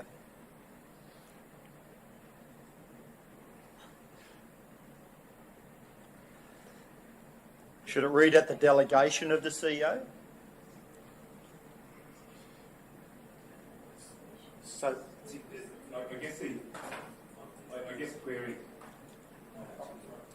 I guess the query, and I'll certainly ask Scott to make comment, but when the two external members are appointed by council, they're appointed as external members, then from the Audit and Risk Committee itself, is the chair is then selected from those and remunerated, or based on the two positions. So that's the context I've taken this in, is that similar to unlike the normal elections, councillors are elected and then someone's nominated to be the deputy mayor. In this instance, you get two external members are invited, and then one, depending on their skills and attributes, can then be put forward as the one that's recommended to be the chair. But then 3.7 sort of indicates that the CEO, at his discretion, can just rotate it. So he may decide, not saying you will, inverted commas again, he may decide that he's just going to rotate it. Sorry, Councillor, I think I'm concerned we're going to run into a repeat of the prior conversation here. If the desire is for better clarity around what business continuity mean, because there is it's only one provision. Correct. If you think that provision is not clear, that's fine, but don't start making false interpretations of it. Was my point. No, I'm not suggesting you are, Councillor. Thank you. That's my point. So if we're asking for better clarity in the wording, that's a different matter. But making, and this is where the point of order comes from, is the interpretations that were being made, in my view, were inappropriate to what the wording is. And that's why there's now this motion of dissent, which we should now press on and proceed with before we... If I can just get an answer first. Yeah. Yeah. And I'll certainly look at Scott to provide that. So in the scenario that we're contemplating here, I'll just answer and then allow you to return to the process. So if the CEO was seeking to adjust the operation of the committee by changing the chair and through that seeking to get a more cooperative committee, if that was to ever occur, then the onus is on the other committee members to raise an objection to that. And they would be able to do so and put forward through other business or any other mechanism in the meeting a recommendation that the CEO fully explain his reasons or put a recommendation to council to overrule the CEO's decision and correct that. So there would be a mechanism to address this. Similarly, the onus would be upon the advisors to the committee, myself and external audit as another independent group in the room there. If they had any concern about the motivations for that occurring, then the onus would be on us to similarly ensure the council was informed of that activity and able to overrule what the CEO had done, which would mean that for a single meeting there may be a chair that operated a little differently, but then change could occur. There is opportunity to expand on what is here, but we are covering a scenario that is of a lower probability.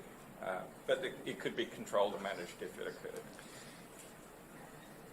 Thank you. Okay. Did you wish to speak for the motion, Councillor, or not speak further?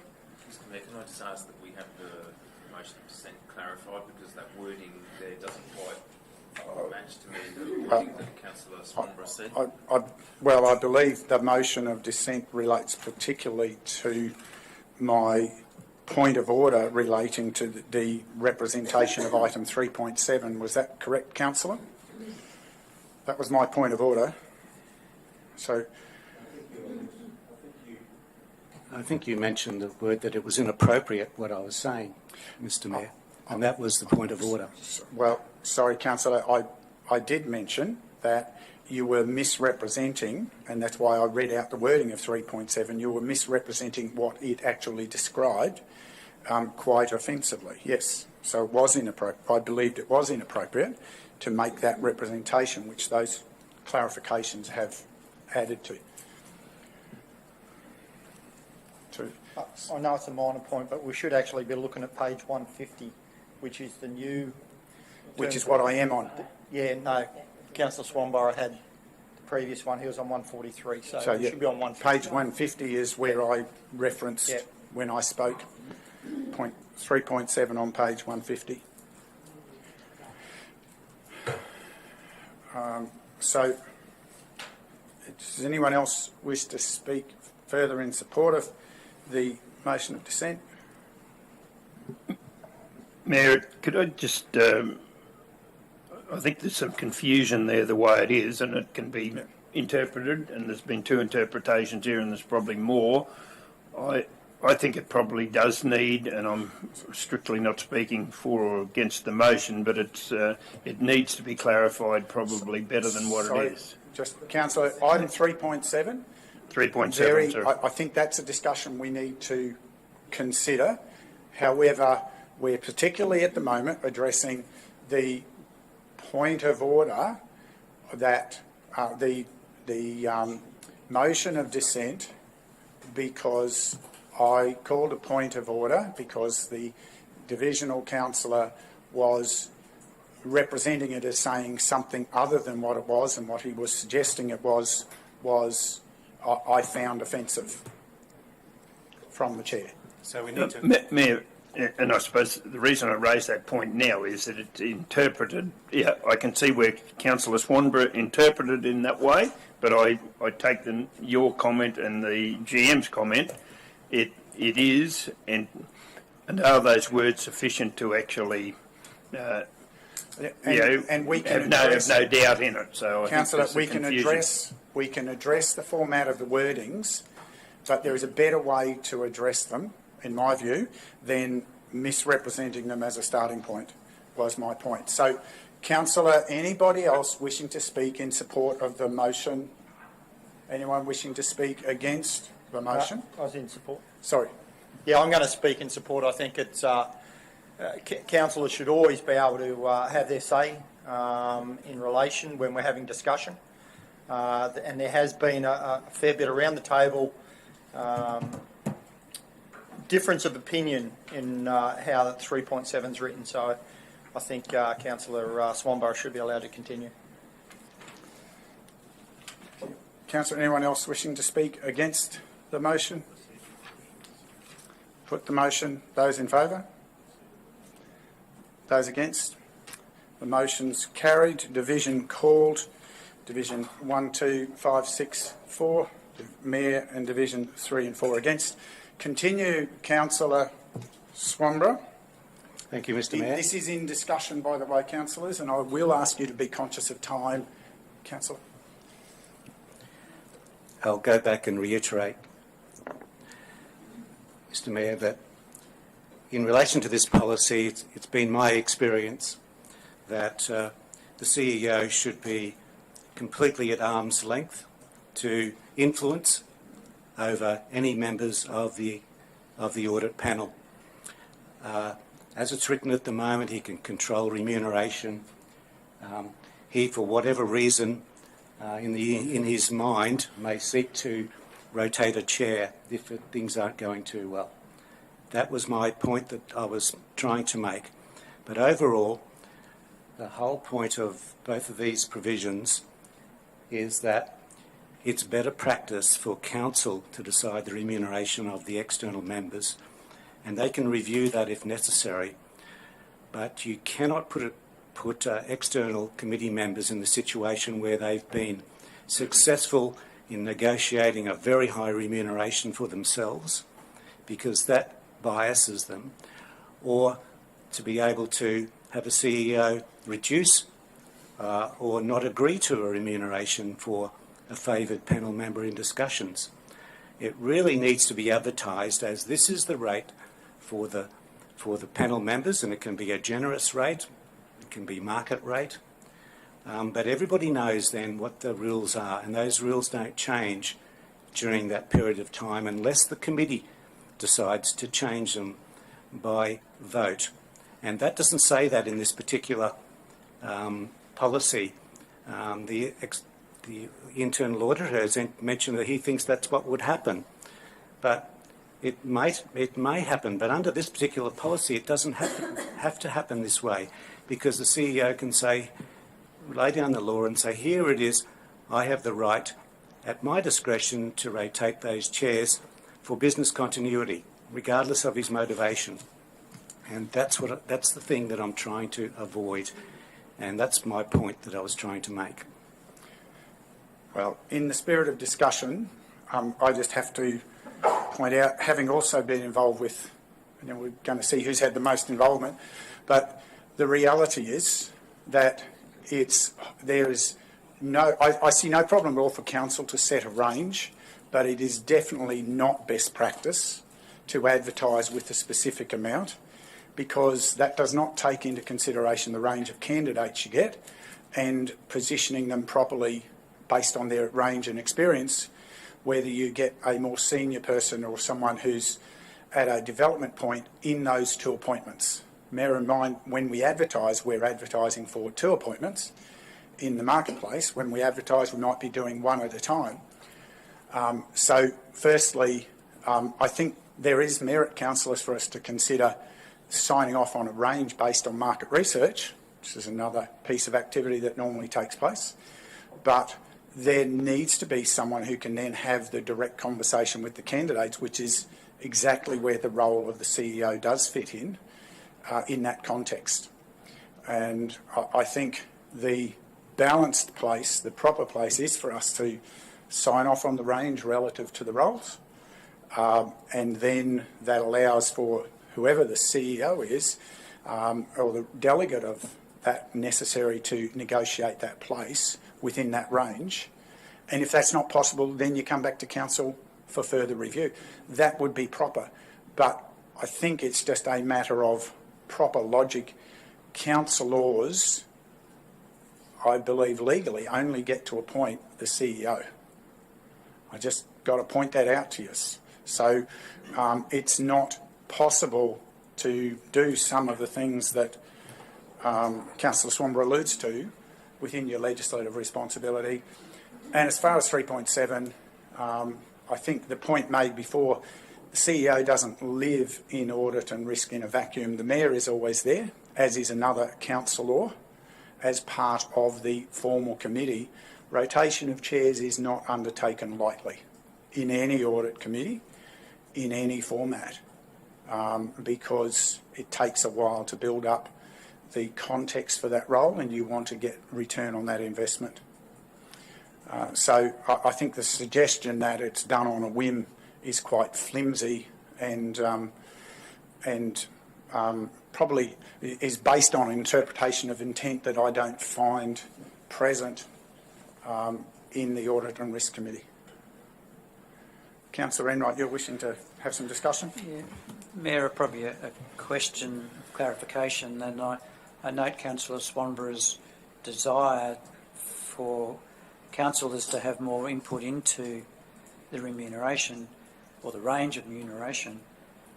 My question probably is that wouldn't this be a budget consideration, and ultimately don't we already have that ability to determine the range of remuneration through the budget process? Through you, Sir, a point I'd like to, in reference to that, is based on our zero-based budgeting, and when we do provide that to council, obviously the Audit and Risk Committee budget is contained within the governance budget section. That shows how many Audit and Risk Committee meetings we have annually, and the dollar amounts for the external members is contained in that zero-based budgeting worksheet to show just that. So there is no avenue for CEO or delegated officers to act outside of what's contained in that boundary. And the points that was previously raised by Scott around obviously the market range. Prior to setting the budgets, we do go out there and see what is the current range, because we don't want to go with a budget where the budget is lower, and then we present that to council and say, well, we're not even going to be in the ballpark to attempt to at least to try. But obviously when these members are engaged, they're engaged under an agreement, and it's stipulated in there where there's potential indexation or remuneration increases that's contained within that arrangement. But it's never it's always contained what's provided for in the budget. There's no discretion to suddenly increase it double-fold. However, if agreeable between the external members and they'd get take a pay cut, then that may be the other side, which you alluded to. But that's obviously has got to be agreed upon by the member accepting that. But Thank you. Mr Mayor. Councillor. Thank you for that clarification. That's not Councillor exactly... Enright, thank you. Councillor Swanborough, just wait till you're being spoken to. Councillor Enright was finishing off. Please, I know it's hard, but please, now you're able to speak. Thank you. Councillor Enright, did you have another question It to was close probably- out? Thank you. Thank you, Oliver, for that summary, and I guess that confirms that councillors ultimately do have the ability to control the remuneration or the range of remuneration through the budget process. Thank you. Councillor Swanborough, you had a further piece of Yeah, discussion. Mr Mayor, the General Manager's comment that the CEO is constrained by what's in the budget is simply not correct. The CEO has delegated power to spend money in the budget, and the only restraints I understand under Section 262 of the Local Government Act is that's been given to the Chief Executive Officer is that it must be in accordance with the 10-year, long-range plan, the 10-year forecast plan. So to say that the CEO is constrained by a number in the workings of the zero-based budgeting is simply not correct. The CEO often goes outside of those figures. Sorry, Councillor. I think that's a fairly brave statement, and I believe that there is always very clear identification of expenditure against budget and identification of variations and the purpose of variations where they come forward, are brought forward to Council, and we'll be talking to the monthly report shortly. If we can try to maintain a respectful dialogue. Councillor West, do you have some further discussion? Oh, thank you, Mayor. Look, I just want to ask Councillor Swanborough, is there some alternative wording or alternative words that you may want to put into item to number 3.7 or 3.6? I mean, if you, Yes, I will. for us to I will further propose discuss. some alternate words when we speak to the motion. Yeah. So you can only speak, Councillor. So if you can speak to the motion, and that would, the options today would be to, and just in clarification and discussion, is for this to go away. I'm trying to clarify from the discussion the points of concern, which is why we're having the discussion, is around Council's involvement in setting the remuneration. I believe the clarification that councillors can't directly appoint is from legislation, that councillors can only directly appoint the CEO. So I think that one might well be dealt with from the discussion. And therefore, what councillors do get to do is to those processes, and you confirm those appointments by resolution, which is item 3.4, covers the attaching of new members to the committee, is just in the clarification and discussion. I think that's adequately addresses that process. Bearing in mind the membership of the committee is always involves the mayor and another councillor, usually the deputy mayor and the CEO as internal members of the committee. Councillor, can I ask a quick question while you're on that thought? 3.4 talks about a short list of not more than 5 candidates may be prepared for council's consideration. Yep. But it talks about having that, the mayor, deputy mayor. Yeah. So would we, when you're saying we don't get to appoint, so there's 5 people coming to us. So typically that's on the basis of having done a selection process, an interview process, and up to 5 suitable people who all fit the criteria from that process, and then there would be recommendation. That's pretty much how it's happened in the past. And we did, I don't think we had 5 the last time from memory, and we came forward with 2 candidates. That's right, and there's only 2, but what I'm saying is, and would those 5 candidates be shortlisted down to the 2 people and then brought to council for resolution? Well, what was done in confidential last time was whatever was the shortlist candidate list and the recommendation. I can't remember how many were left on the shortlist last time. Yeah. And then the recommendation for who those were was endorsed by resolution of council. So that wording, I believe that wording may need to be clarified, that it's actually appointments are endorsed by resolution of council. Thank you. Yeah. Not made by resolution of council, I think is Correct. the point that Councillor McConnell's alluding to. But that's the process. Yeah, that's right. All I'm saying is we wouldn't get the 5 candidates and then we pick. We get, it's already the record. The people there, the general manager, yourself, and CEO and deputy mayor, have already said we want these 2. Which we could overturn if we saw fit. we could, but you know, when we're talking about we don't directly appoint as councillors, I mean, it's probably a similar process to seeking council endorsement around the appointments of urban utility boards, and you get their qualifications, you get their merits as to why they've been put forward, and seeking just that informal endorsement. I think what we're doing here in discussion is identifying some areas that we'd like to see further attention to wording, which may indicate what will happen with this recommendation before us today. Section 5.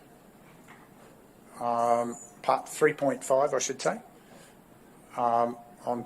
still on page 150.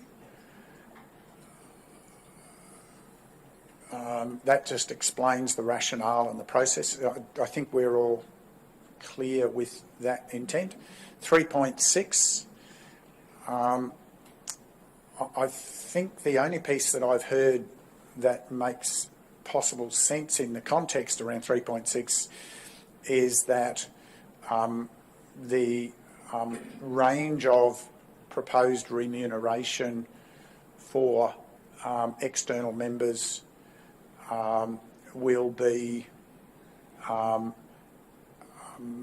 endorsed by council. Is that's sort of, I think, where we're trying to get to, is how council has a role, because the CEO has to be able to go and negotiate on behalf of council. I think line 2 where it says may elect needs to be firmed down to, yes, provide a range. But on the last sentence, such remuneration may be reviewed. Would the CEO be able to go outside of that range that was already set, may have been 3 years ago? No, 3 years ago, and that was the point I was going to circle back to, but I felt uncomfortable in letting that one go through the keeper around. Obviously, these are payments to external parties, so they're facilitated via council's procurement policy. So any breach of council's procurement policy would and obviously the budget that belongs under the governance and internal audit, that's the last place you'd want to try and get anything in that area. So the CEO can only act, reference to our procurement policy, where any officers, not just the CEO, can only act within what's budgeted and what's included. So still just around that point. So just trying to summarise the dialogue is, I suspect we may not proceed with this today, and I believe from the tone of the conversation, can we revisit in 3.6 the role of council in endorsing the range that is available for consideration, because that actually has to be available to go to market. But I don't believe it's wise to go to market with a specific number. That's not best practice, but a range is beneficial, and that's in the context of the skills and so forth, which I anticipate would be a form of confidential report for council to sign off against. In terms of annual reviews, consider whether there's an additional visibility process for councillors to understand what that looks like and what the market, that might be in the basis of what the market movements have been in similar roles, etc., to inform that. I'm trying to interpret this wide range of ideas and get back into what is legitimate for the CEO to have that clarity which really then, and that would then bring us to 3.7. CEO, you wish to say something? Mr. Mayor, can I just perhaps suggest there that remuneration in some respects is would suggest an annual payment. I mean, this is a daily meeting fee that's processed, as the GM just mentioned, through our accounts payable process. So if there's going to be some wording suggestions there, perhaps, I mean, it is a daily meeting rate. It's remuneration, of course, reimbursement of expenses based on the service provided, but that's probably is a different is information that's quite handy in understanding how that payment process actually happens. So I note all that. I'd suggest then that this wording, maybe this wording and the definition properly explains that, and move away from the term remuneration, whatever the correct recompense wording is. Can I just make a quick comment to Certainly, the Councillor. media and the public out there? When we're saying the CEO, we're actually meaning a CEO. So there's no reference to what we've been talking about to the current CEO. It's us. I'm just saying, not change it, but we're not saying anything against the current CEO. We're just saying that us CEO in our interpretation. Thank you, Councillor, which is very, I share the observation. It's unfortunate that there are people who would like to make offensive interpretations, so thank you for that clarification. 3.7 has a very narrow meaning. I think the important comment that I heard on 3.7, the CEO actually doesn't operate in a vacuum with regard to that decision. It's in concert with the other members, the other internal members of the Audit Committee. That's the practical way where such a rotation, the CEO has to activate it. Again, it's the management of the relationship. But as the officer pointed out, so maybe there's some need to clarify that wording, that actually any rotation of the chair position is informed through the dialogue of the internal members. Would that be a vote by the internal members? Well, if there were any if there were any concern of it, it would, if there was any dissent in it, it would, in practical terms, we'd come back for a further discussion in confidence of council. That would be the normal logical process for many things. So just consider how that might collect around 3.7.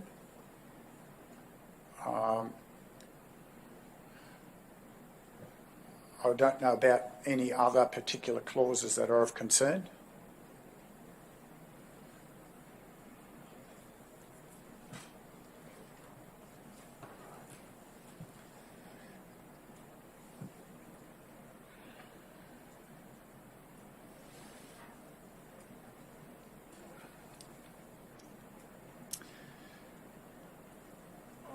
Leaving plenty of open space, and the silence of open space, we've complete discussion. We now move back to where we were in the agenda. So we have a motion on the table at the moment, and Councillor, in light of the extensive discussion to your tabled motion, I'm going to ask you to consider withdrawing your motion and allow a motion to allow this matter to rest, to adjourn to a future meeting. Would you consider that? Defer. No, I'm just asking if the councillor will withdraw her motion at the moment. Thank you, Mayor. Look, I am happy to withdraw it, and I think it's always good to have extensive discussion about each of these points, and that's what we have done this morning. We need to be feeling very confident with the audit and risk policy in terms of reference. So, look, I am happy to allow this item 10.6 to lie on the table pending further Thank you, discussion. Councillor. In light of the fact that you've withdrawn that motion, would you like to, in fact, propose the motion that this matter be adjourned? Deferred? Is this a procedural motion? This is a procedural motion. The matter be deferred to a future date. Oh, well, it'll be a future ordinary meeting, but yes. Mr. Mayor and councillors, just to take the context, obviously any changes would need to go through the Audit Risk Committee. Any changes would need to go through that process as well. So setting necessary timeframes, the next Audit and Risk Committee meeting is not scheduled until June. So any changes would then be proposed for the Audit and Risk Committee to seek their level of endorsement and then necessarily go up the meeting pathway. Thank you. We have a motion from Councillor, procedural motion from Councillor West. So it doesn't need a seconder. Councillor, do you wish to speak to your motion? Well, really just what I've said. It's very important to review extensively, and we have got differing opinions, so I'm more than happy to allow this, to propose that we allow items 10.6 to be... Sorry, I forgot what words we were having again. Where were we? But to be deferred to a future meeting. Thank you. Thank you, Councillor. Anyone wishing to speak against? Anyone wishing to speak additionally? Councillor McConnell? Yeah, I think it's a great outcome to a very good discussion, open, transparent. Everyone had their say. And I think having this come back to Audit Risk Committee and then back to us is the way things should be done. Thank you. Anyone else wishing to speak additionally? I will speak in support of the motion. I think it's good that we get clarity, and I would reiterate some of the comments that were shared in this discussion. It's important to note that at no time in this discussion has there been any suggestion of impropriety or inappropriate behaviour from any current member of the committee or person involved in the process, and that it was disappointing that that could have been interpreted from some of the discussion, but this isn't a proper place for us to be, to bring the clarity into the terms of reference moving forward. Anyone else wishing to speak in support of the motion? Not, we put the motion. Those in favour? That's carried. Carried with deep affirmation by Councillor Chalk's sneeze. That was a yes.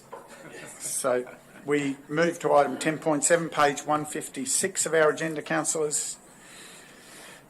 GM Council Sustainability, we're back in your hands. Thank you, Mr. Mayor. Yes, thank you, Principal Specialist. We're on item 10.7 now, which is the monthly financial report for the month of March 2022. End of March, as always, end of March represents 9/12 of the financial year elapsing, and it's probably or 3/4 of the financial year elapsing. It's probably a timely reminder around how we start the budget each financial year with with the budget and the timings for projects and operational and capital expenditure alike. It should be noted that this March monthly budget report now reflects the recently adopted December budget review, with Council adopting that December budget review at the ordinary meeting of the 22nd of March 2022. Given it's a milestone period, I've taken the time to analyse some of the aspects, Mr. Mayor, and I'll just go through those before opening for further queries around some of the matters. But the net operating surplus for the month of March, as indicated in there, is 4.42 million. This is actually down 26.4% to the previous month, or 1.59 million. And that's because of as of February, we did report that operating revenue was about $1 million behind, was below budget expectation. It's now, with the adjustments, it's now 185,000 as compared to $1 million in February. Similarly, for the operating expenditure, that was reported at being around $7 million below budget expectations, and that's now down to 4.605 million.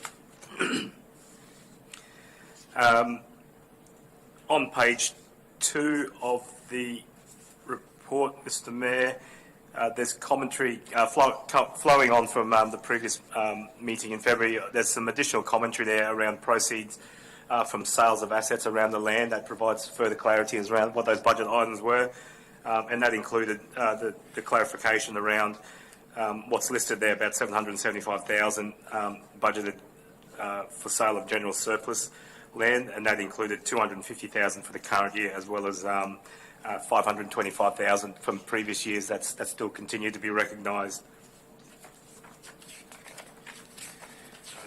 The two other aspects, Mr. Mayor, page 8 of 13 of the report, or I just can't adjust my screen at the moment. It's a major change there, which is contained in note 5A around capital expenditure. Page 167 of the agenda.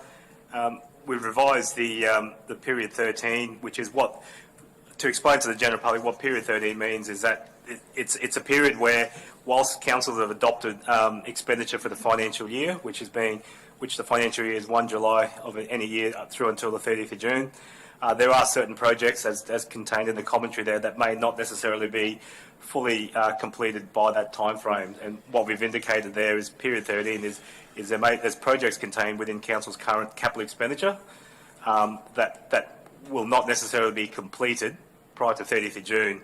And based on, again, just reference to the summary around some of the obstacles that officers and council has faced in delivering some of these works, given the COVID restrictions, the ongoing weather conditions and whatnot, that's seen that amount increase by about 8 million to 28 million. That's going to see period 13 stuff. So effectively, that will be recognised for the 22-23 budget as carry forwards in capital works. But this is just an early flag to show that of the total capital works budget, which currently sits at 86 million, there's clear expectations that 28 million of that theoretically wouldn't be completed by 30th of June, given timing and everything else. However, the commitment by council to those projects needed to be ascertained at that point in time of adopting the budget for those projects to commence. Page 10 of 13 of the report, or page 169. I will report there that we've now had the ability to recognise some $1.2 million in expenditure that was previously, or that's currently contained in contracts awarded to companies that aren't domiciled within the Scenic Rim. That means that council's engaged those major contractors, and then they've subcontracted works to businesses within the Scenic Rim. We've now are able to capture those and record those as expenditures Scenic Rim, rather than being captured as part of a Gold Coast, Brisbane, Moreton, rest of Queensland, outside of Queensland expenditure.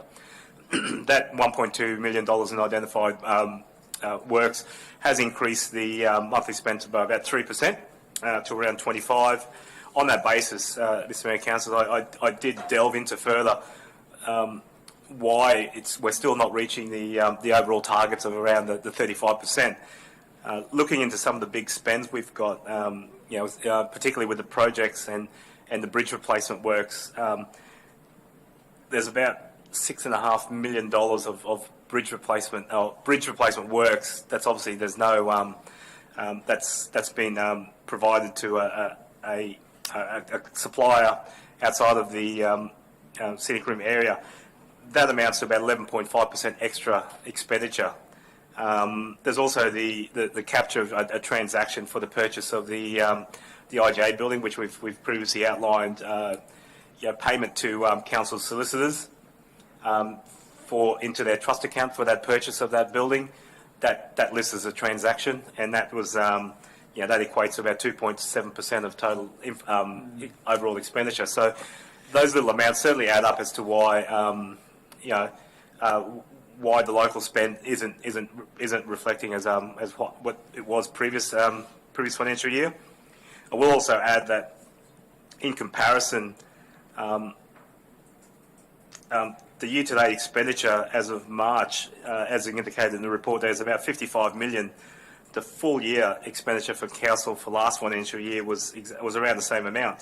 And we've still got 3 months to go in this financial year. So you can see that there's a heightened level of expenditure, but some of those projects are obviously big ticket items that aren't necessarily able to be serviced by suppliers within the Scenic Rim.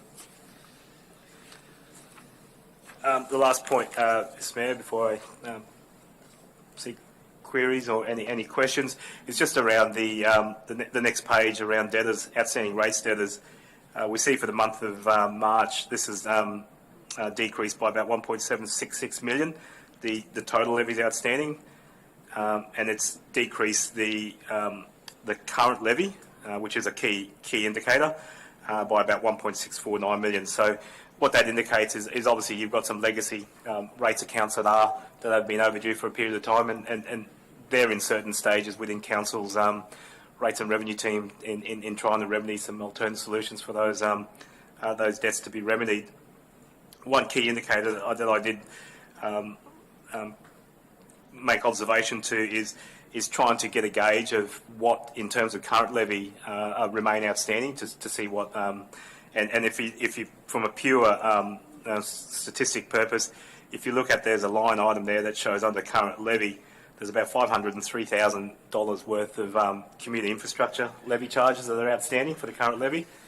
If you divide that by the current charge for that levy, which is about 447, that equates to around 1,125 rates accounts over our total rateable assessments of about 19,000. That's about 5.8%. So around that below 6% figure of total outstanding. They're the main points I've highlighted, Mr. Mayor. Certainly open to fielding further queries where appropriate. Thank you. Points for clarification, councillors? Councillor Swamborough. Just a question to the General Manager. I know this is up to 31st of March 2022. In the statement of financial position, it's showing our net assets of on page 164. It's showing that 31st of March, our net assets going down nearly $8 million. And I know there's 3 months to go, but what do you attribute to that decline in our net assets? And I'll take that question as you're comparing it to the year to date, as to the actuals. So you're saying that there's 900. Is that what you're looking at? Yeah, look, we're comparing it to the year to date revised budget. Down the bottom figure on the net assets, that there is year to date. It's 782. It's gone from. Well, it's actually gone. It's gone up, but from the original budget, it's substantially gone down. And I just wonder what the reason for that is. And it's probably just a simple notion. Obviously, when we adopt the budget, it's adopted as if you're going to do all the total capital works, and the capital works, once that's finalised and converted from WIP over into receipted, is obviously part of the non-current aspect makeup, and the fact that we've still got as the report indicates, capital expenditures is 5.7 million behind the budget expectation. There's still some intended catch up to that, and that capital expenditure won't drop off the books. That'll continue, and obviously part of the upcoming budget process will take that into account when council determines what what the future capital or what next year's capital works will be comprised of as well. But generally that's what it is. It's you've got that budgeted and it hasn't been realised, hasn't been capitalised, and at that point in time we will, in the best circumstances going forward, with all that works happening, you would capitalise it and you would see council's equity, reach that $1 billion mark. So GM, just to bring that to a clearer message for those listening and not following along, in page 164 of the report, and just clarifying, the first two reports refer to effectively an end of year modelled number prior to the start of the year. Mm-hmm. That's the annual original budget, and then the revised budget is updated each quarter. Based off of that, but always to be the end of year number. Yes. And then the next columns are year to date, so the progressive number through the year. So the gap between that number and the annual number can just be reflective of the timing as we're progressing through the year. That's correct, Mr. Mayor. It's either the phasing or the stage delivery of those particulars in the budget. Thank you. I hope that clarification's helpful for some others listening. Councillor Enright, you were shaping up for a question. Thank you. Councillor McInnes. Yes, Mayor. The GM spoke of capital expenditure by location and digging into the present figures closer to give a different figure to what might be there, but for the benefit of comparisons, unless you go and do that in the other ones, it is not much sense comparing. That's correct. That's why I delved into it. What we try and do here is compare apples with apples. It's hard to, not every year is the same, and that's why I tried. If you normalise the transactions to the extent that I tried it before, identifying those big ones, then it does get back to that level. Otherwise, you're not comparing apples with apples when it comes to that level spend. But that's certainly the observation I look when in the reporting. Yep.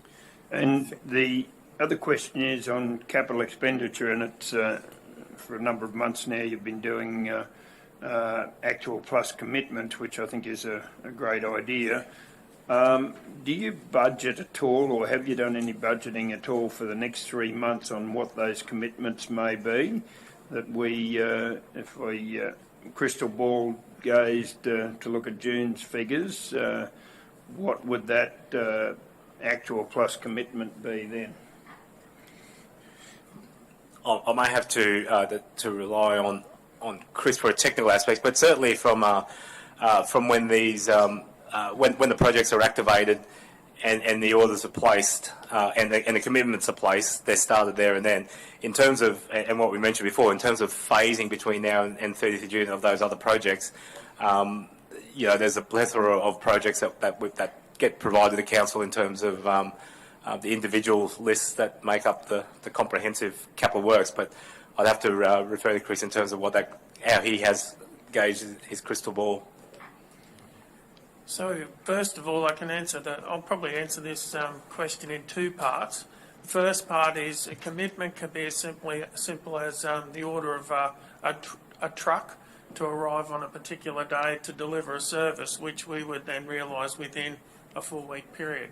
It could also be a commitment to a major contractor delivering a bridge replacement program that could be delivered over a period of 6 months or more. So it realistically, that sort of first part of what commitments would actually appear on this in this particular report. Second part is we certainly, as part of the capital update, look at what are the projected timings of what the delivery of those projects. One of the variables that we do have within that is actually when we're presented for the bill for the work that's actually carried out. So in some instances we can crystal ball when we're going to actually have have a reasonable understanding, depending on whether and other factors, when we'll actually have the work committed on site. But then generally speaking, you'd like to think you'd have the actual dollars expended from the account soon after the work is completed, but that isn't always the case. So, but right now, I will say that what you see is committed.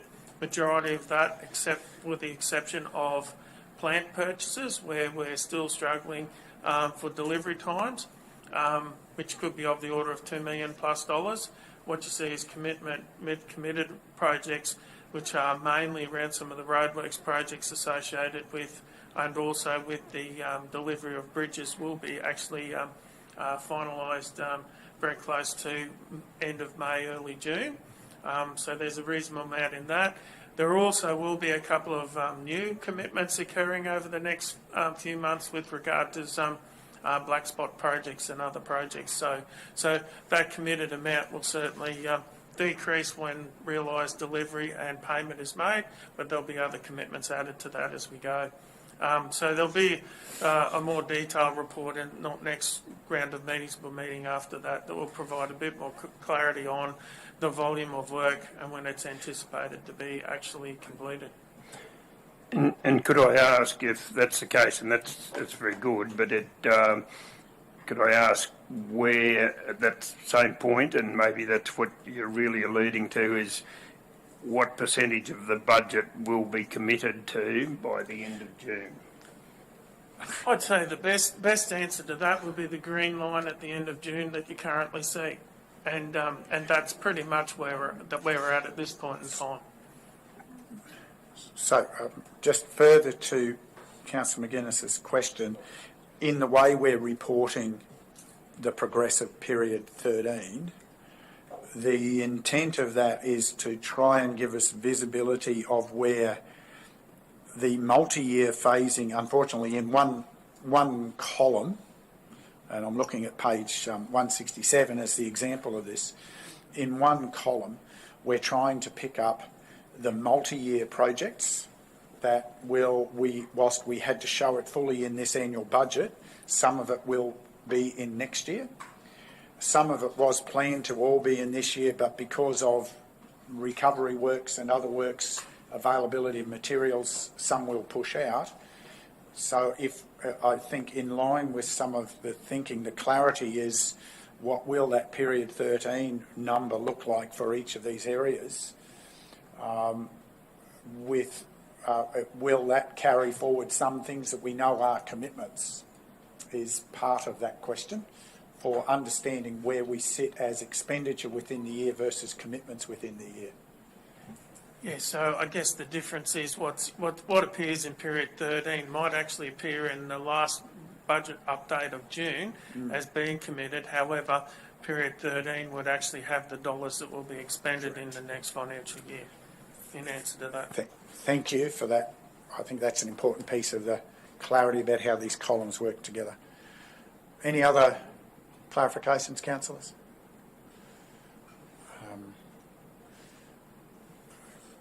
Chair, I'll ask you to introduce the recommendation.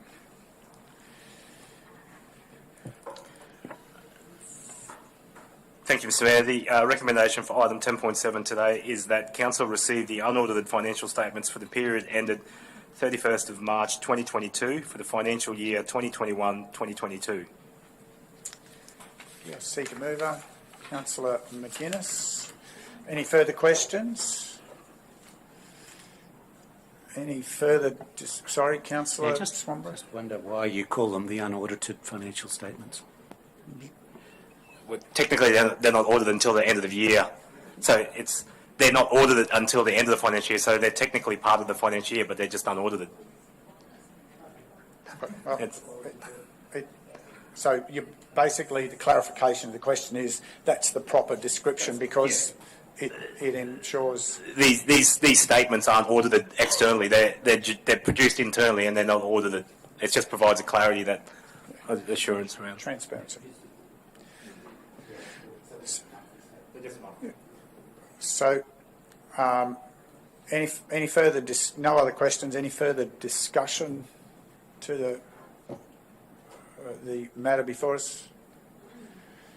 I guess just one point of discussion. Clearly, The pieces you don't know at the start of the year is what's going to happen with weather events that messes up your program, and what's going to happen with grant programs.